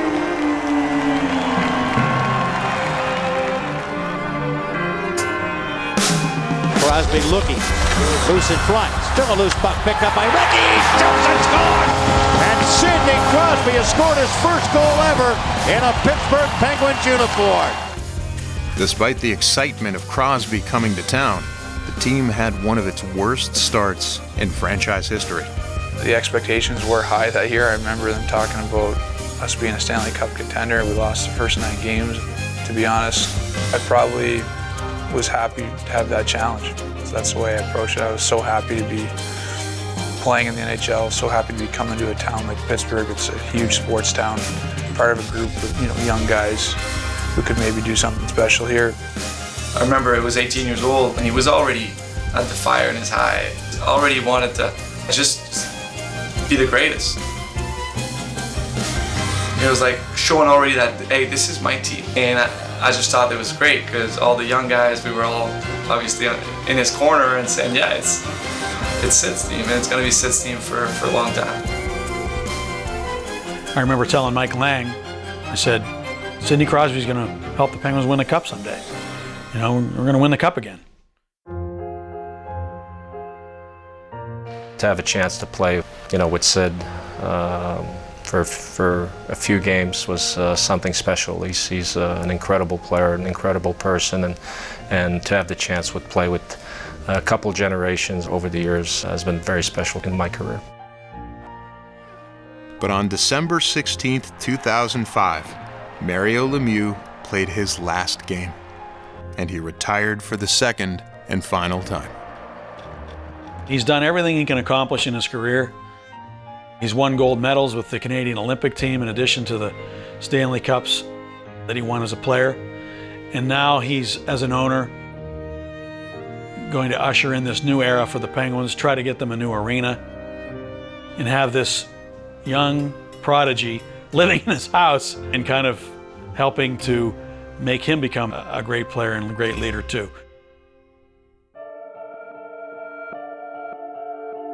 Obviously didn't start off too well that year. Then we had the coaching change when Michael Therrien came in, and that was a pretty drastic change in terms of philosophy and how demanding Mike was. After one loss in late January, it was clear the new coach was here to shake things up. It's a pathetic performance. Half of the team doesn't care. People, I think, saw that and thought it was a madman rant. Tried to have a good ambience, with the team yesterday. Michael walked down to the interview room that night knowing he was going to say that. They soft, like I never see a bunch of defensemen soft like this. He walked in through the door, he said, "Watch this." There's no one guy was close to do something. Maybe Maxim Talbot at the end. And then you kind of went, there's only one guy, and you don't want to be that guy that's kind of separate yourself from the group, You kind of want to be, okay, you're great together or you suck together. So that time I wish, you would have not said that, because you want to suck with everybody else at that time, Because the next morning, guys like, oh yeah, except Max Talbot, I'm gonna find solution. They finished with the worst record in the Eastern Conference. When that happens, even if a team clearly has potential, changes get made, and longtime GM Craig Patrick was let go. I was proud of what was here when I was let go. I had confidence that the group that we were putting together was going to be successful for sure. When I got the job, I remember coming to Pittsburgh and having the press conference. It's basically a hard act to follow. You got Craig Patrick and for 17 years and 2 Stanley Cups, and it was my first job, so that was a little nerve-wracking, to be honest with you. Part of the problem Ray Shero faced initially was certainly that their top pick from the year before Crosby was still not in Pittsburgh, tied up in a questionable contract situation with his home club in Russia. From Magnitogorsk, Senator Evgeny Malkin. I just remember that his team did not want him to leave there in Russia, and so we were a little concerned about that. And I just remember that we wanted Malkin here, and Malkin wanted to be here, and he was going to find a way to do it. Had a late summer tournament in Finland. I think there was a plan that once he got off the plane, somebody would meet him and he would go this way. And the Penguins weren't directly involved in this, but I guess stayed in kind of a safe house for a week and flew to the U.S. and was able to sign his contract and chase his dream. I mean, this is really what he wanted to do, and fortunately for us, that all worked out.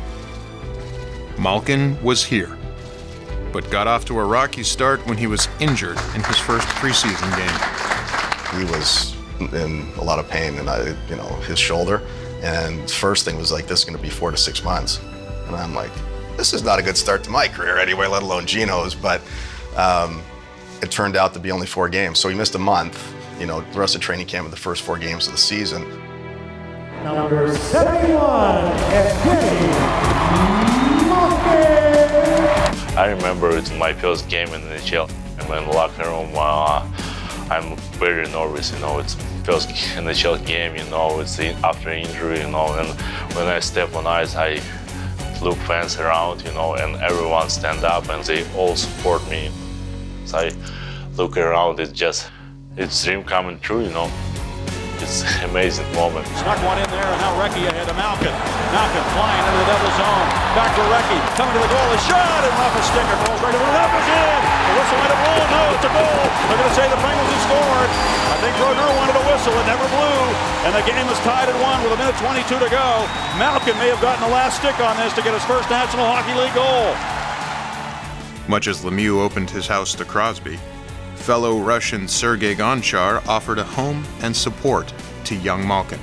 We're not close, but when I come to Pittsburgh, he's call me, and say, stay in my house, enjoy with my family, and it's a surprise for me. Amazing guy, amazing player, and I learn a lot.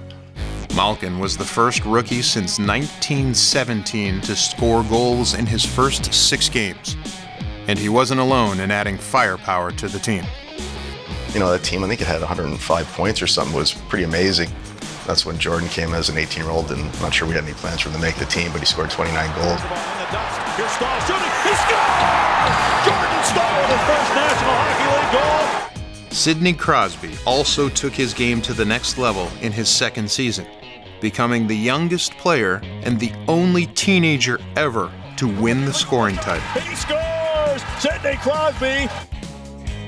Stahl taps it to Sid, who walks out and shoots. He scores! Sidney Crosby finally! And being held up there by Gonchar, nothing called, fortunately. Here comes Crosby the other way. Sidney Crosby to the goal shot. He scores! Sidney Crosby with a great individual play. We could tell he got a few wins, and you could kind of feel the buzz in the city, and people were starting to talk and get excited about the young group we had. It was the sound of a young Penguins team that was coming. The cornerstone of the franchise was built over the course of 4 consecutive drafts when the Penguins selected Fleury, Malkin, Crosby, and Stahl. The future, at least on the ice, looked bright. Fans were starting to return to the arena, but there was a lot of question how much longer the Penguins would call it and Pittsburgh home. The team, from the time we bought it, we thought we were going to get a new arena. We sat around and we watched new stadiums go up and new baseball fields go up. So we had to decide, what best to do to approach that and what realities we had to face in order to make that happen. There was a guy named David Morehouse, and he worked for President Clinton, and then there was an opportunity. He came out and worked with me for a year, so I got to know him. And it turns out he was a Pittsburgh guy. I thought maybe if we brought David on board, we'd go ahead and have somebody whose sole job was to try and get us a new arena and try and make that happen. Pittsburgh was coming out of bankruptcy itself, so there wasn't an appetite or revenues to fulfill the promises that were made earlier, which was that the Penguins would also be able to get a new arena. We had all these places that wanted us to move there. So we went back to Kansas City. They had just built a new arena. They put a deal on the table that was an extraordinary deal for us to move. I tell you right now, I've done college hockey games at tournaments in Kansas City, and I met the people that own the building there, and they talk about how close they were to getting the Penguins. So that was for real. There's no question.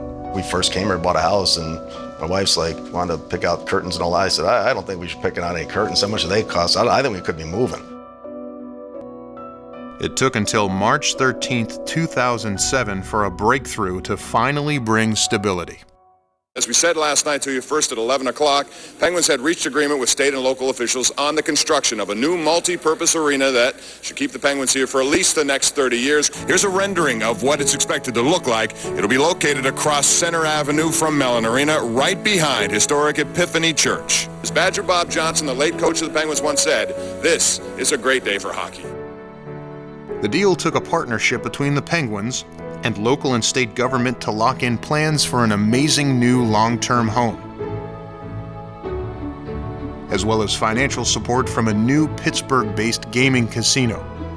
This was fitting, perhaps, because it was the luck of the draw a few years before that made any of this possible.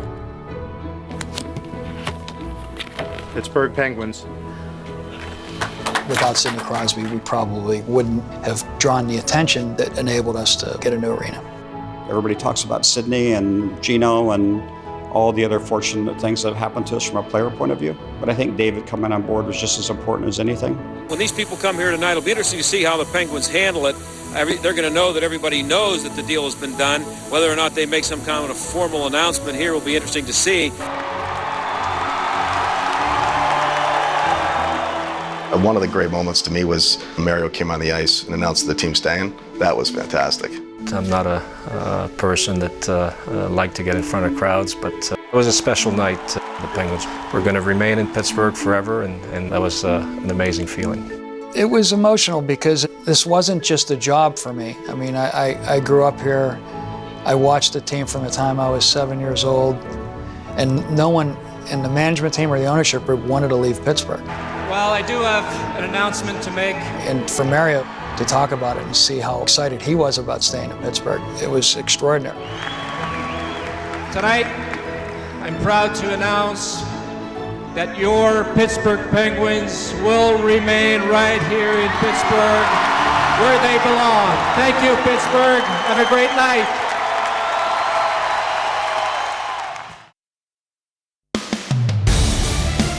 Empowered by the promise of a permanent new home, the Pens rolled to 47 wins in 2007 and made the playoffs. Even, we lost to Ottawa that first year, but we had a good year. I mean, surprised a lot of people probably. They didn't think we were going to turn that corner that quick. We made the playoffs that year. We said, hey, okay, we can be a playoff team, and once you get there, anything can happen. So that built a lot of confidence for us. The following season, they were seen as such an up-and-coming team, they were chosen by the NHL to play in the first ever Winter Classic, outdoors in Buffalo. Buffalo, New York on New Year's Day. Cold, overcast, snow falling. What else would you expect? The game on his stick right here. Score! Penguins win!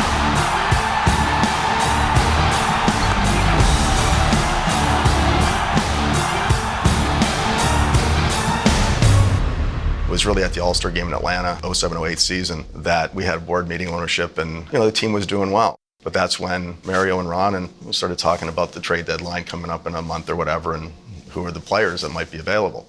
Well, the best player is Mario and Hossa, and that was really the first time where Mario and Ron that maybe we should try. Leadership at the time were telling us we have a 5-year plan to have a winning team, and that's ridiculous. Every day is an opportunity. If there's an opportunity that comes by for us to change our chances of winning, then we should do it. Ray Sherrill, the general manager, the ownership with Mary Lemieux at the trade deadline, stepped up to the table and went out and got Marian Hossa.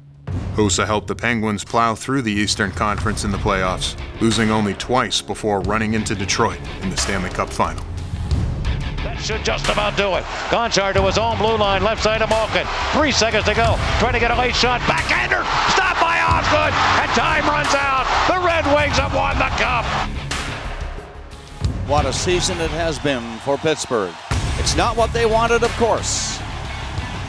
But down the road, it surely will come. When you go through the playoff, it's tough physically, it's tough mentally. It's a long run to get there, and you play so many games, and when you come so close and fall short, it's like a kick in the brain. Losing in the Stanley Cup Finals is the worst feeling you can ever have, because you work so hard, you can taste it, you can feel it, it's right in front of you, and then in the end, you're not a winner. It was devastating looking back on it. It was probably the worst I've ever felt after a loss. I mean, you're young, everyone's telling you how hard it is to get there. You think, geez, I might not ever get a chance to go back here. And you hope that you can get back, but you don't know. There's so many things that can happen. I wanted to make sure we left everything out there on the ice and see what would happen, and we got a chance and just completed it. You don't know if you'll ever get that close again. Maybe that's the closest you're gonna get, because things go wrong. You can build things and they go wrong. I mean, the next year training camp, first exhibition game, Sergei Gonchar dislocated his shoulder on a hit by David Kochi, and he's out for 5 months. Things didn't go great the next year, as we know. The team's key pickup in their run to the final, Marian Hossa, opted not to re-sign with the Penguins and joined the Red Wings because he said on the record that it gave him a better chance to win a Stanley Cup. I feel that gave us a little, flame in us, saying okay, well, he doesn't believe in us, well, we'll believe in ourselves and we'll prove him wrong. The season was shaky from the start and just got worse as losing streaks seemed to pile on top of each other. Pittsburgh in the midst of a losing stretch, likes of which they have not seen in quite some time. You know that ultimately if you don't pick it up, that the coaching change is inevitable if the expectations are that high. That's usually how they fix it.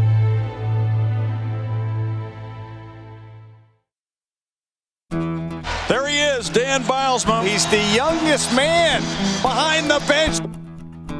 Totally different, vision and the way that he was coaching. Very happy-go-lucky type of guy.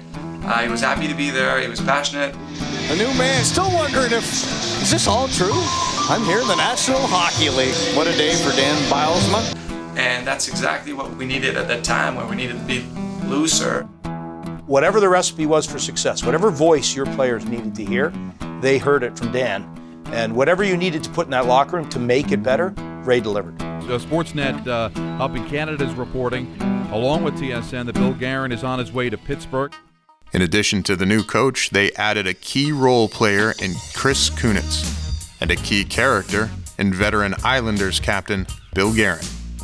It's smart because he had to go to a place that's got unbelievable depth and creativity at the center ice position. So now you've got Crosby, you've got Malkin, and you've got Stahl. So he fits in there. Billy G just brought this team to the next level in a way where helped us relax and realize how lucky we were to be in that situation. And just, I remember one of the memory I still have of Billy G. One day we all got to the rink and he was like cooking the helmets for everybody else, but he had just the hat and the jockstrap. He was right away, he was comfortable. I've never seen anybody, come into a room and feel that comfortable right away. So he was awesome. He just brought a really good energy, something that we probably hadn't had in a while just because we've been, struggling so much. I was just myself, cracked a few jokes, had a few laughs with the guys. Who are the gum chewers? I know. First of all, we have a lot of guys who shouldn't be chewing gum and doing something else at the same time.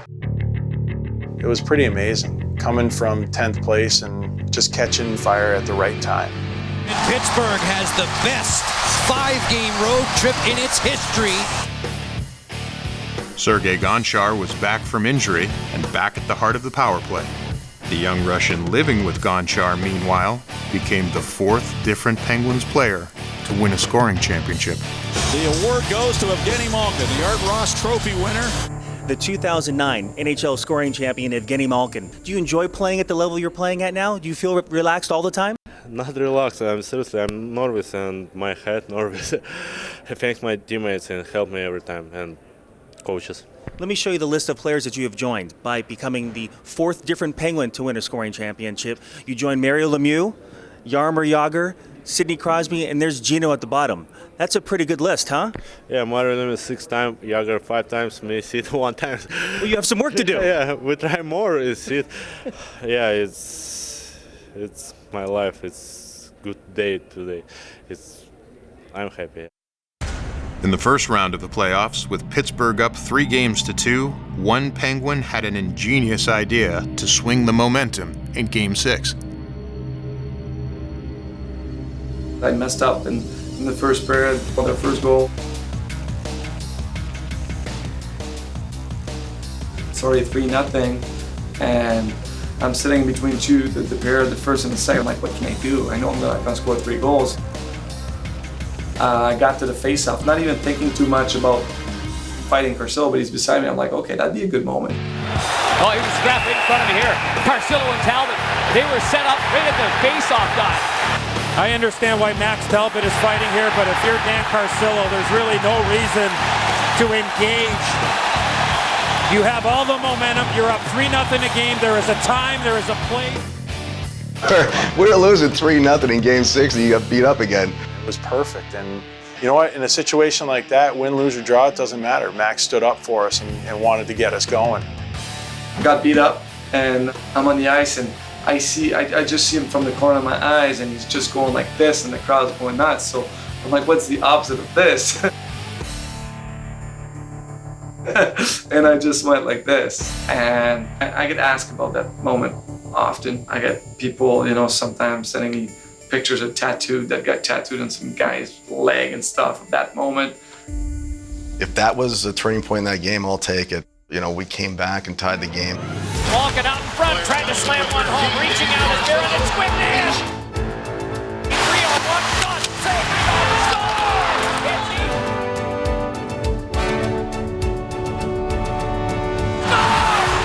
And my teammate just answered the bell.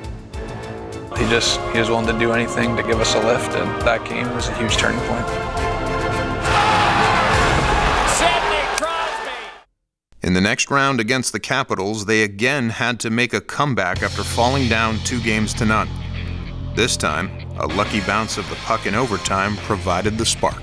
You're down 0-2 against a team like that. So no, I think it was huge. Big shot, score! It was the Penguins! Whistling tag! Shot the puck! The Penguins have won it overtime! That you have to be lucky, and we were lucky. You have to get those bounces. Fleury's save in Game 7 was something I'll never forget also. The save by Fleury was reminiscent of the save by Peter Angelo back in 1991.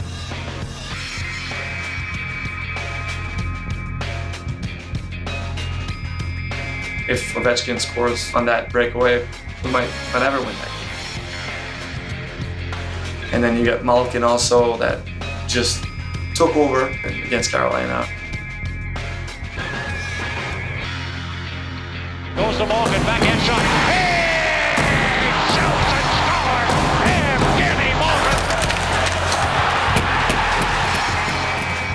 Here's Malkin behind the goal. Turns around, comes out, backhand shot. Oh! He shoots and scores! What a move by Malkin! And it's over. Once again, the Penguins go to the Stanley Cup Finals. Going in, it was, a little more confident. We were just younger, faster, and got experience from the year before. And the 2009 Cup Final is underway. But then we lost the first 2 games and we're down 2-0 again. I just felt that it was no panic. The Stanley Cup Final Series shifts to Pittsburgh, Pennsylvania, and Mellon Arena, home of the Pittsburgh Penguins. A Detroit win tonight. They take a commanding 3-0 lead. The Pittsburgh win, and the series is 2-1 heading into Game 4 here on Thursday night. Here we go, here we go! Here we go! The comeback theme continued in the final as the Pens fought back from being down 2-0 to Detroit. Power play goal for Pittsburgh. Pittsburgh won Game 3 at home, then in Game 4 tied the series, thanks largely to a key shorthanded goal by Jordan Staal.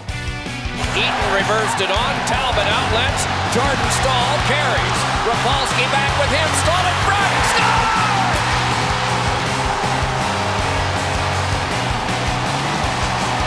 Everybody is out of their seat, there's momentum, there's belief, and what we have, folks, is a best-of-3 series for the Stanley Cup.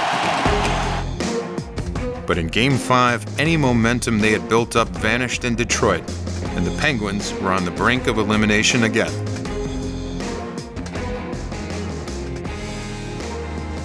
They got slaughtered that day, really bad, and everybody was right in the parade route in Detroit. Detroit seemed destined to win the Cup in Game 6 on Pittsburgh ice for the 2nd straight year. But not everyone had given up hope. I remember that night, it was tough to be in the locker room, but I felt that was just one game. It was important to stay positive at the time. He does have a calmness about him, where he can walk in and basically give you a little Bob Johnson and say, "You're all right, we're okay, we're gonna be all right. Tomorrow we're gonna win this game." He came back to Pittsburgh and wrote on the wall in the dressing room on the chalkboard that we're going to win Game 6 and come back to Detroit and win Game 7 and win the Stanley Cup. Copley couldn't hold it in. Here's Staal. He's got Cook with him. Staal with a shot. Save made. Rebound. Score! Jordan Staal got his own rebound. Pulls a long shot. Picked up by Dawson. Centering pass. Backhanded in front. Scuderi down. Who's got that puck covered?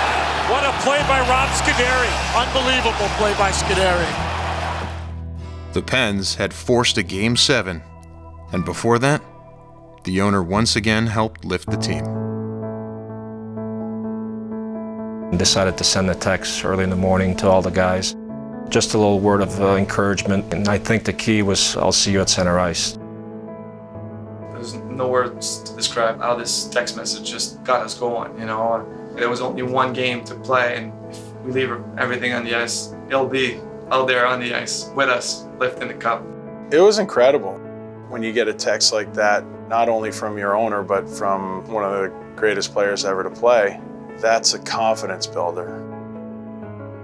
Something we probably needed more than we thought. I think that, having lost the year before, we knew we were so close again, and I think just, gave us that extra boost of confidence.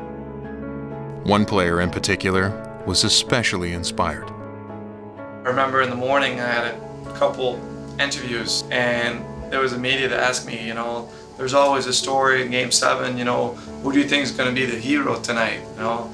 And I remember just saying, I'd like to think it's going to be me.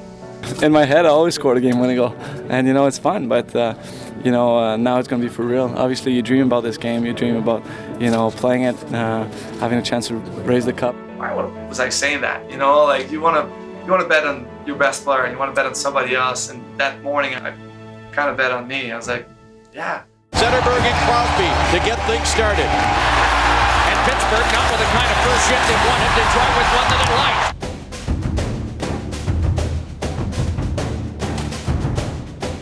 Giveaway here, Penguins with a chance to score! Maxime Talbot! And Pittsburgh gets that all-important first goal. Never forget Malkin's face when he just jumped in my arm and Fidodenko. But it was like there's still so much work ahead of us. And towards the end of the second period, Kunitz just did a great play on the wall to give me a 2-on-1. And I looked at Osgood and saw that much room on the high glove, and I just took my best shot. Talbot shoots, he scores! Max Talbot beats goaltender Osgood like a rented mule!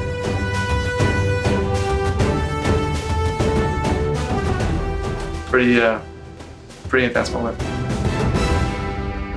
Good job, guys! 5.5 anxious minutes to go in the third period. I remember, you know, the final few seconds with Flower making a big save.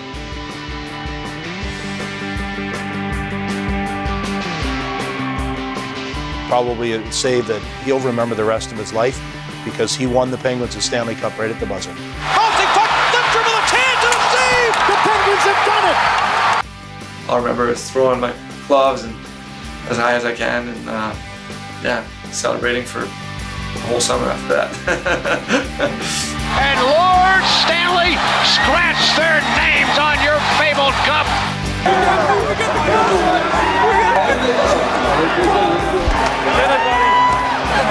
Thank you so much. Hey, I love you, Pop, and thanks for everything, eh? Thanks for pushing me the whole way, eh? Wow, what a game. You must be dead. You know, we won the cup. It's the best day of my life. I do. I say hi to my mom and dad. I'm so happy. Yeah, it was an amazing feeling after the game to meet all the guys at center ice. To have Sid search me out on the ice and give me the cup, that was an incredible moment. He was living with us at the time. For both of us to be on the ice, achieving our dream to lift the Stanley Cup together, that was a great moment.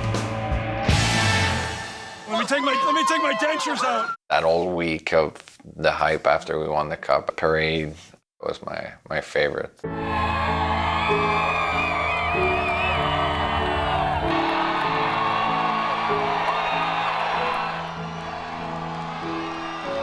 I remember being on the back of a pickup truck in the parade in '09 with Dan Potash and Bob Airy. And it reminded me a little bit of that gauntlet I went through in '91 at the airport. But it was even greater because here we were in downtown Pittsburgh with people stacked up in these parking garages and going crazy. And we're riding down the street and I'm thinking, look at all the young faces.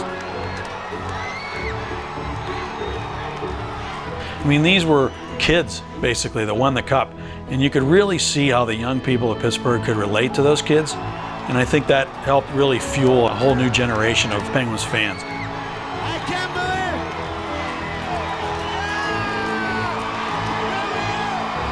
it! It's the best time of my life. It's unbelievable. Look at all these people.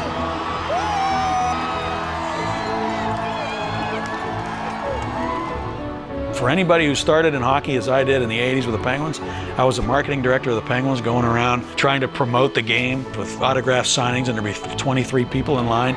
Believe me, to go through that gauntlet and to see all those people, that's heartwarming for somebody who wanted to spread the gospel of hockey, if you will, here in the city of Pittsburgh. I always thought that hockey could be every bit as big as football in this town if we had a great team, and I'm not wrong. This is the greatest hockey town in the world.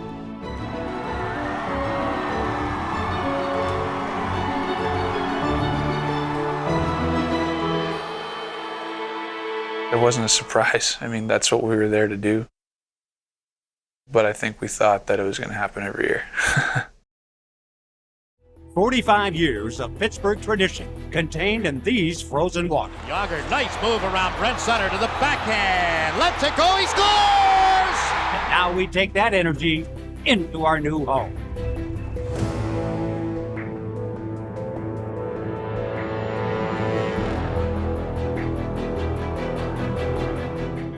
Hello again, everybody. This is Mike Lang along with Phil Bortz, but more importantly, it's the first night ever in a regular season game for the opening of the Consol Energy Center. That night for Mayor to come out on his skates nonetheless and transfer the ice from the old Civic Arena and kind of bringing everything together. That was a great moment. If there was such a thing as holy water, I think we probably saw some there. And it came from Mario Lemieux. To open the building that way really meant a lot to me because of all that we have through together. First game ever in this building, a puck drop, and the Penguins have won the draw. The Penguins have worked so hard to try and get a new building for the fans, and I think that's what took you by surprise, as if to say, it's done. Mario, bring that water on, baby. We're ready to go. The new arena is the ultimate crown jewel of what has happened with the explosion of hockey in Pittsburgh. I'd say it's the house that Mario built. Injuries to Jordan Staal and Brooks Orpik early in the season contributed to a slow start in the first year of the Penguins' new home. But by mid-November, they began to find their stride. Team captain Sidney Crosby was again proving why he was considered by most to be the best player in all of hockey. Right side of Crosby. He shoots and scores! Keep the pedal down, all right? Keep it going here. Sid your line, Sid your line! Crosby clicking on all cylinders, playing like no hockey player had played in this era, putting up numbers that were astronomical. Holy cheese and crackers! It is Crosby, the goal scorer! He put on the Ritz. That's it. Go, go! He just took the game under his wing and decided to go with it. Sidney Crosby doing the magical things that he does. Sid was absolutely playing his best hockey that year. He was going to run away with a scoring title. The high-flying Penguins were the center of attention in their second appearance in the NHL's Winter Classic, this time on home ice, outside at Heinz Field. Keys to our game here tonight, it's going to be an emotional setting. It's going to feel a bit like a playoff game. Sid, you ready to go? You should be, because you're starting. Heinz Field in Pittsburgh, where usually those terrible towels are waved in support of the Steelers. The old-fashioned hip check by Sidney Crosby and Eric Fair. Moving right in, it's Malkin on a breakaway. With us enjoying all the fruits of success of this Penguins organization with that Winter Classic coming to the Heinz Field, great opportunity to showcase what a great hockey town this is, and then boom, reality hits again. Crosby giving back to Malkin. Tried to throw one in front, and it's whipped away by the Capitals and can be carried back on. Sidney Crosby's down behind the plate. It was like getting hit with a punch in a heavyweight fight, and he didn't see it coming. Crosby just now getting toward the bench as the horn sounds to end the second. Watch Crosby there. He gets blindsided. I believe that was David Steckel that was going up the ice trying to jump into the play, and there you see Crosby getting some attention. Yeah, I don't remember what happened. I turned and I just got hit. I don't know. I didn't have the puck or anything. I call it the winter tragic. Sidney Crosby takes a shoulder to the head, and the Penguins' fortunes are changed dramatically for the next several years. For him and for hockey in general, you saw the pause in the greatness. I don't know that I've ever run across anybody who loves hockey more than Sid. And it must have been murder for him. It's just a frustrating time. It's tough when you're not able to play every day. You're just not used to that. I mean, and usually when you aren't able to play every day, you know kind of when that time's going to be that you're back. With that, it was just the unknown. It was a sobering reminder, I think, of what it is we're all doing here. We're part of the Penguin experience. This is what it is. A lot of things have to go right, and there are a lot of things that can go wrong. We all can't forget how much Mario's cancer, Badger Bob passing away after 1 year, bankruptcies. Strange injuries, stuff you don't see every day. A player had cancer, a player had blood clots. We had the mumps, all sorts of injury, all sorts of crazy things. All those things are part of the Penguins' condition. I don't even know how to explain it or what to say about it. If you look at other teams, I don't know how you compare some of the things that have happened or, some of the situations that have been faced with. for the most part, still always kind of found a way to get through it, and that's ultimately the best part about it. Crosby missed the rest of the season. And even going into the fall of 2011, the timetable for his return remained uncertain. Sid, I'm going to have a handful of pucks here. I want to do a little bit of edge work. It really doesn't look like it. You're flying around. I should get better with some reps.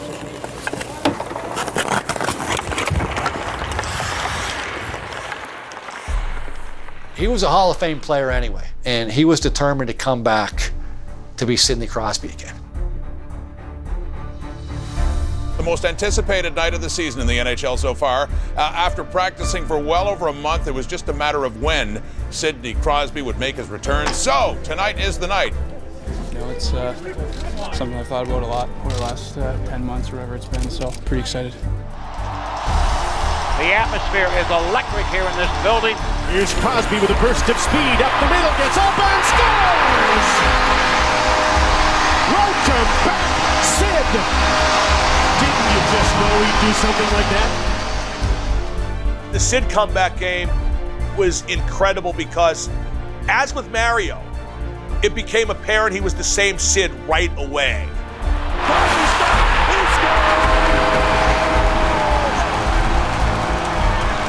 Sidney Crosby must have put a little magic into that puck. Sid, you said a couple years ago one of your first memories of the Penguins was watching Mario's comeback game. It's a 5-0 win. He collected a few points. Do you see any parallels in there?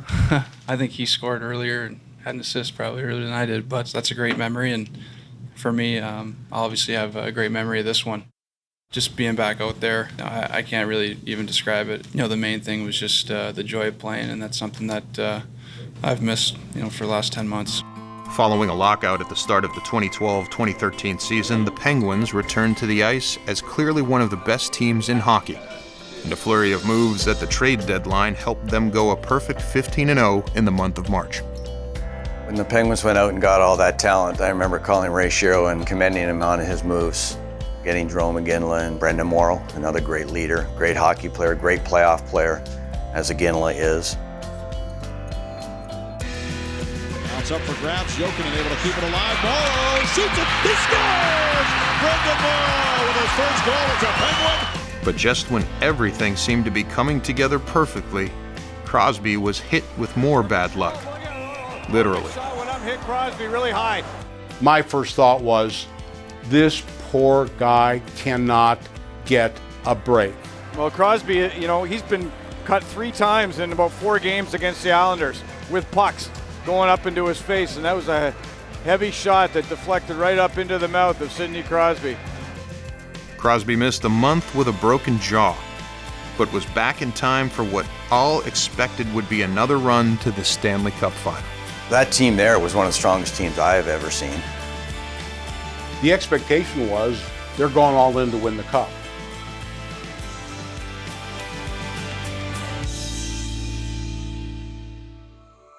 But against the Bruins in the Eastern Conference Final, the team suffered perhaps its most shocking playoff loss since the '93 squad was upset by the Islanders 20 years earlier. Boston won this series in a clean sweep. The most disappointing thing about that series was, whatever the Penguins didn't have, what they could do was score.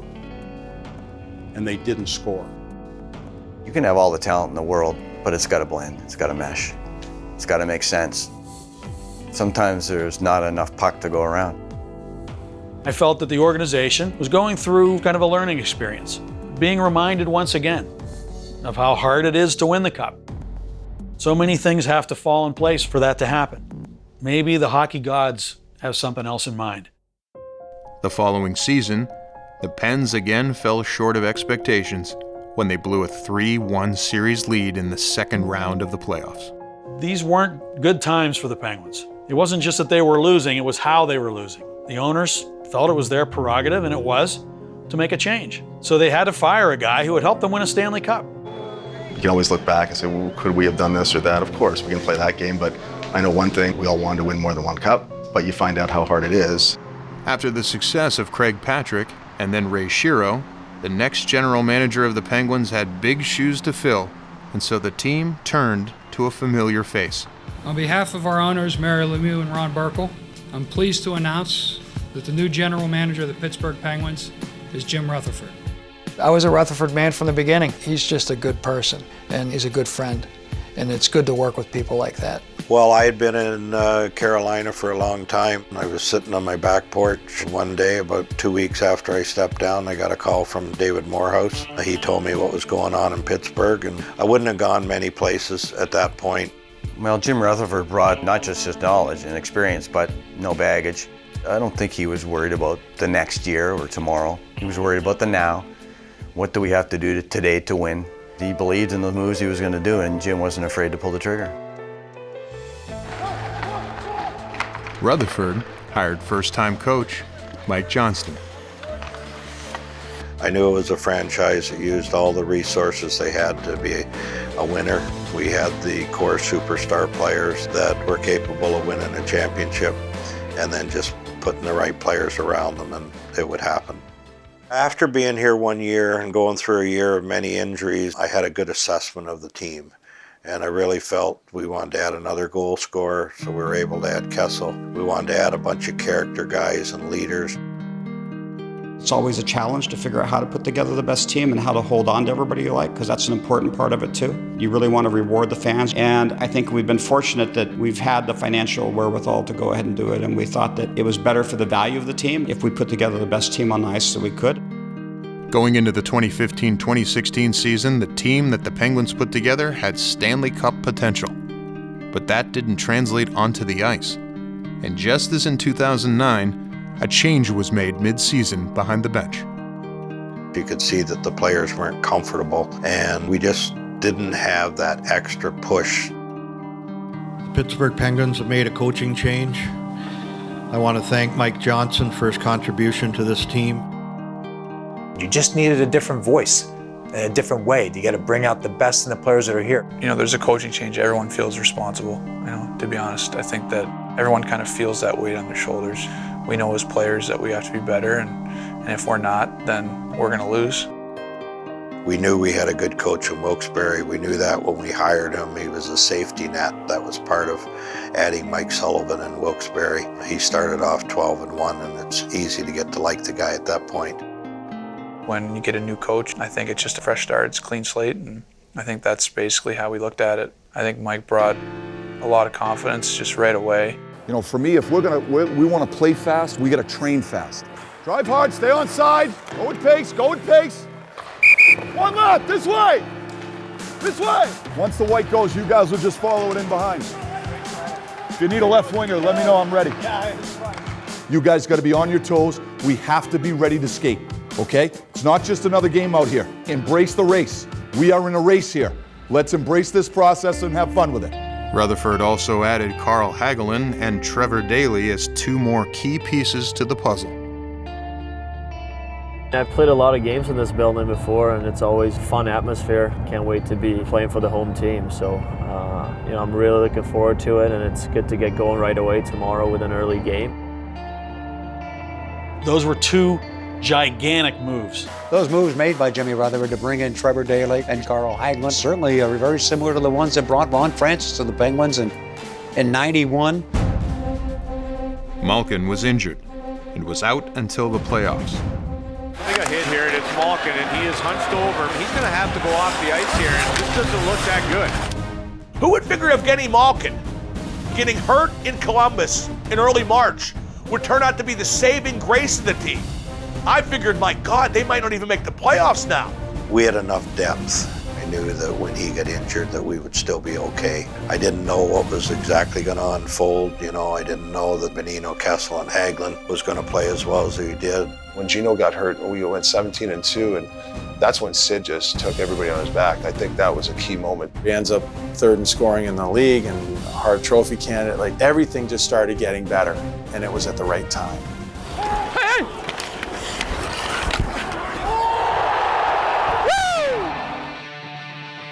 The young guys that we knew were ready to come up and play, that's another thing that worked out well, and it just all came together with some incredible coaching. I just think we got hot at the right time and we developed that trust and that belief. Sometimes that takes more than just half a season.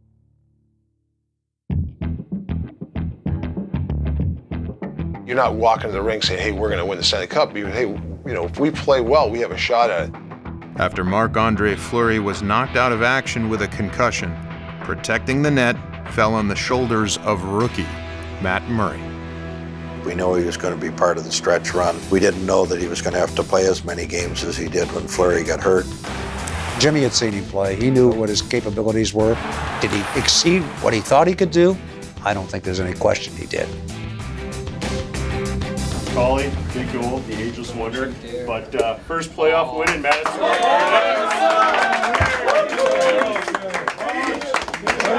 Put it on. You got speech. Finally, these playoffs provided the kind of signature moments the Penguins' new building was waiting for. Here's Kessel again, moving on in. He scored!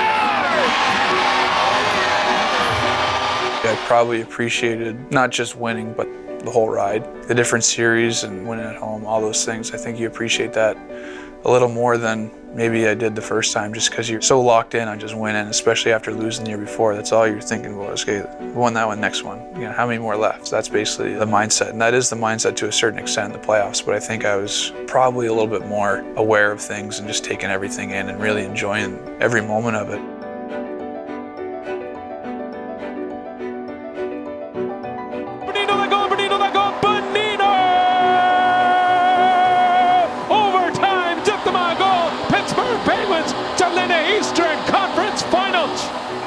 We got by the Rangers, you know, in 5 games. And then we played Washington. It was a tough series.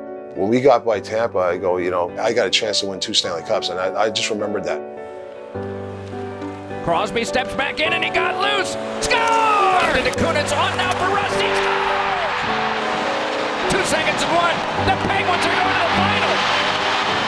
It was incredible to watch the 2 months in the playoffs, the games that we played, the excitement in the building, the overtime goals that we finally scored. But just an amazing 2 months to be a part of it. We can't tell you how proud we are of you guys. You know, we played our ass off. We played the game the right way. You're a hell of a hockey team when we play hard the way we do. We play the right way, right? And it takes everybody. And that's what I love about this group, is that it's a team in the true sense of the word. But I'm going to tell you right now, we're not finished. We're not finished. That's just one step. Tonight from the Gazal Energy Center, the National Hockey League presents the 2016 Stanley Cup Final, the Pittsburgh Penguins against the San Jose Sharks. Here's Letang after the face-off, and the Penguins have it. Goes over down, a quick shot score! That's Sheary with a goal! He wins it for the Penguins! Connor Sheary!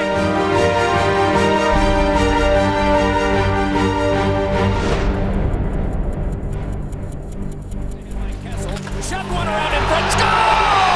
That is it.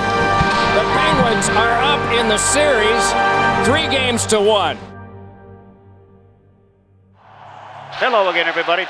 This is Mike Lang along with the old 2-9er Phil Bourque. The Pittsburgh Penguins are on home ice tonight with an opportunity to win their 4th Stanley Cup. Well, here inside the building, 18,000 plus. Outside the building, at least that. Your first goal sticks out. Those overtime wins and playoffs, they stick out, but that one thing that I think I will remember is that Game 5 and driving in for that game, because you know you've been in different situations before, and it's like, okay, it's just another game, and to see that is something. Yeah, I'll always remember that scene. And here we go. I dropped the puck and the Penguins control the draw. I think Game 5 was too perfect. You know, we had 20,000 people outside. Everybody was excited, and it just didn't happen. But one of these days, we'll win here in this building. And San Jose has fought off elimination. San Jose 4 and Pittsburgh 2. Here we are again, knocking on the door, right? We got to bang it in. Let's just play the game the right way, shift by shift. Regardless of what happens, momentum swings, we just play. We just play. They can't handle your speed. Everybody's got to buy in. Penguins hockey, fast and fearless, chipping bodies, attention to detail. Let's get this thing done here. Enough is enough. Fires! Score! A power play goal, and it's 1-0. Letang holding, delaying some more. Fed one around in front, pumped out there by Hornquist, taken by Crosby. A shot, score! It's Letang! Vlasic there, shovels one, knocked down by Crosby, sent back out now to Hornquist. Hornquist with the net empty. He scores!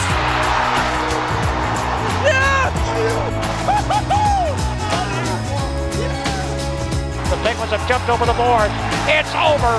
The 2016 Stanley Cup champions, the Pittsburgh Penguins. I felt that very early in the playoffs that we had a pretty good shot at lifting that cup that night in San Jose. I mean, you feel great. Hey, I get the Stanley Cup and I hold it for a second. But honestly, I looked around when I held it and I looked at the players and I just remembered, like, as a player, how hard it is to win. And now to watch these guys, I was happy for myself, but obviously for the players, it was outstanding to see certain guys that had never won a cup before, never been there before, that they were Stanley Cup champs. Not a lot of things go through your mind at that point. There's so many emotions going on and so much going on around you.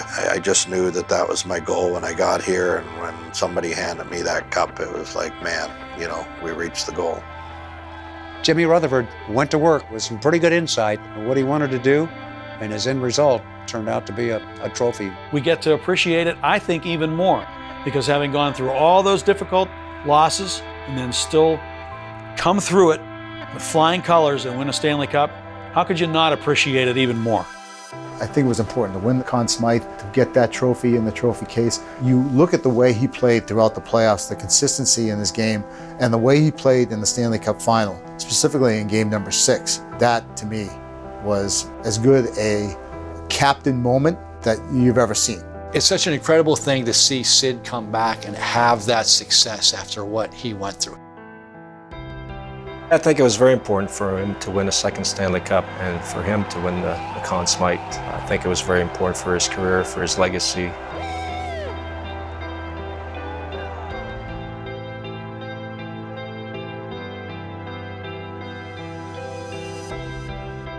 When you've felt something before, it's pretty obvious when you're feeling it again.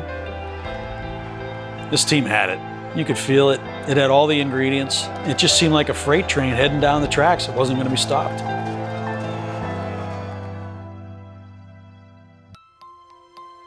There's so many different moving parts to it. It's hard to put your finger on one thing that kind of triggered the Penguins becoming a championship caliber team. It's like a puzzle. There are millions of little pieces to that puzzle that are so important and integral to that ultimate result, and you can't take any one of them away and say that it's less important than another. Perhaps most puzzling of all is how the Penguins have been able to piece together such an array of talent over the years. Some of the best the sport has ever seen have called Pittsburgh home.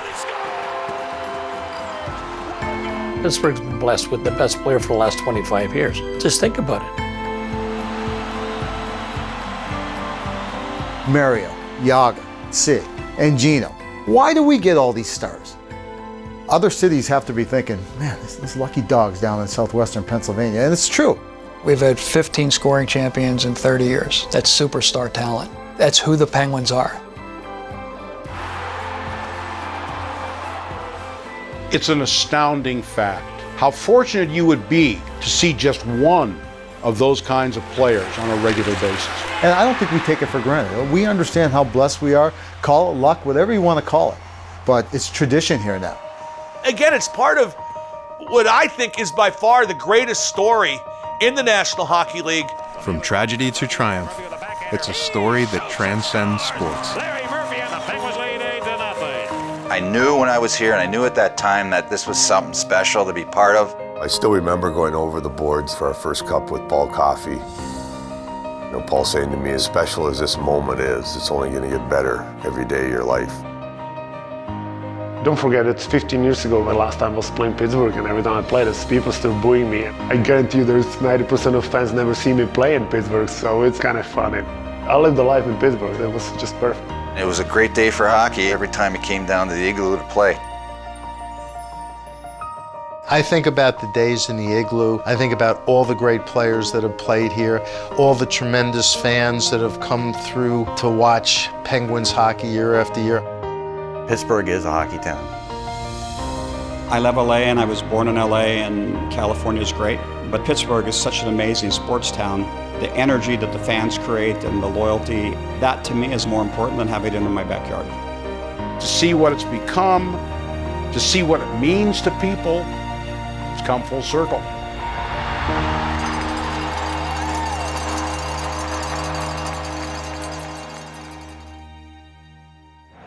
God, 50 years ago.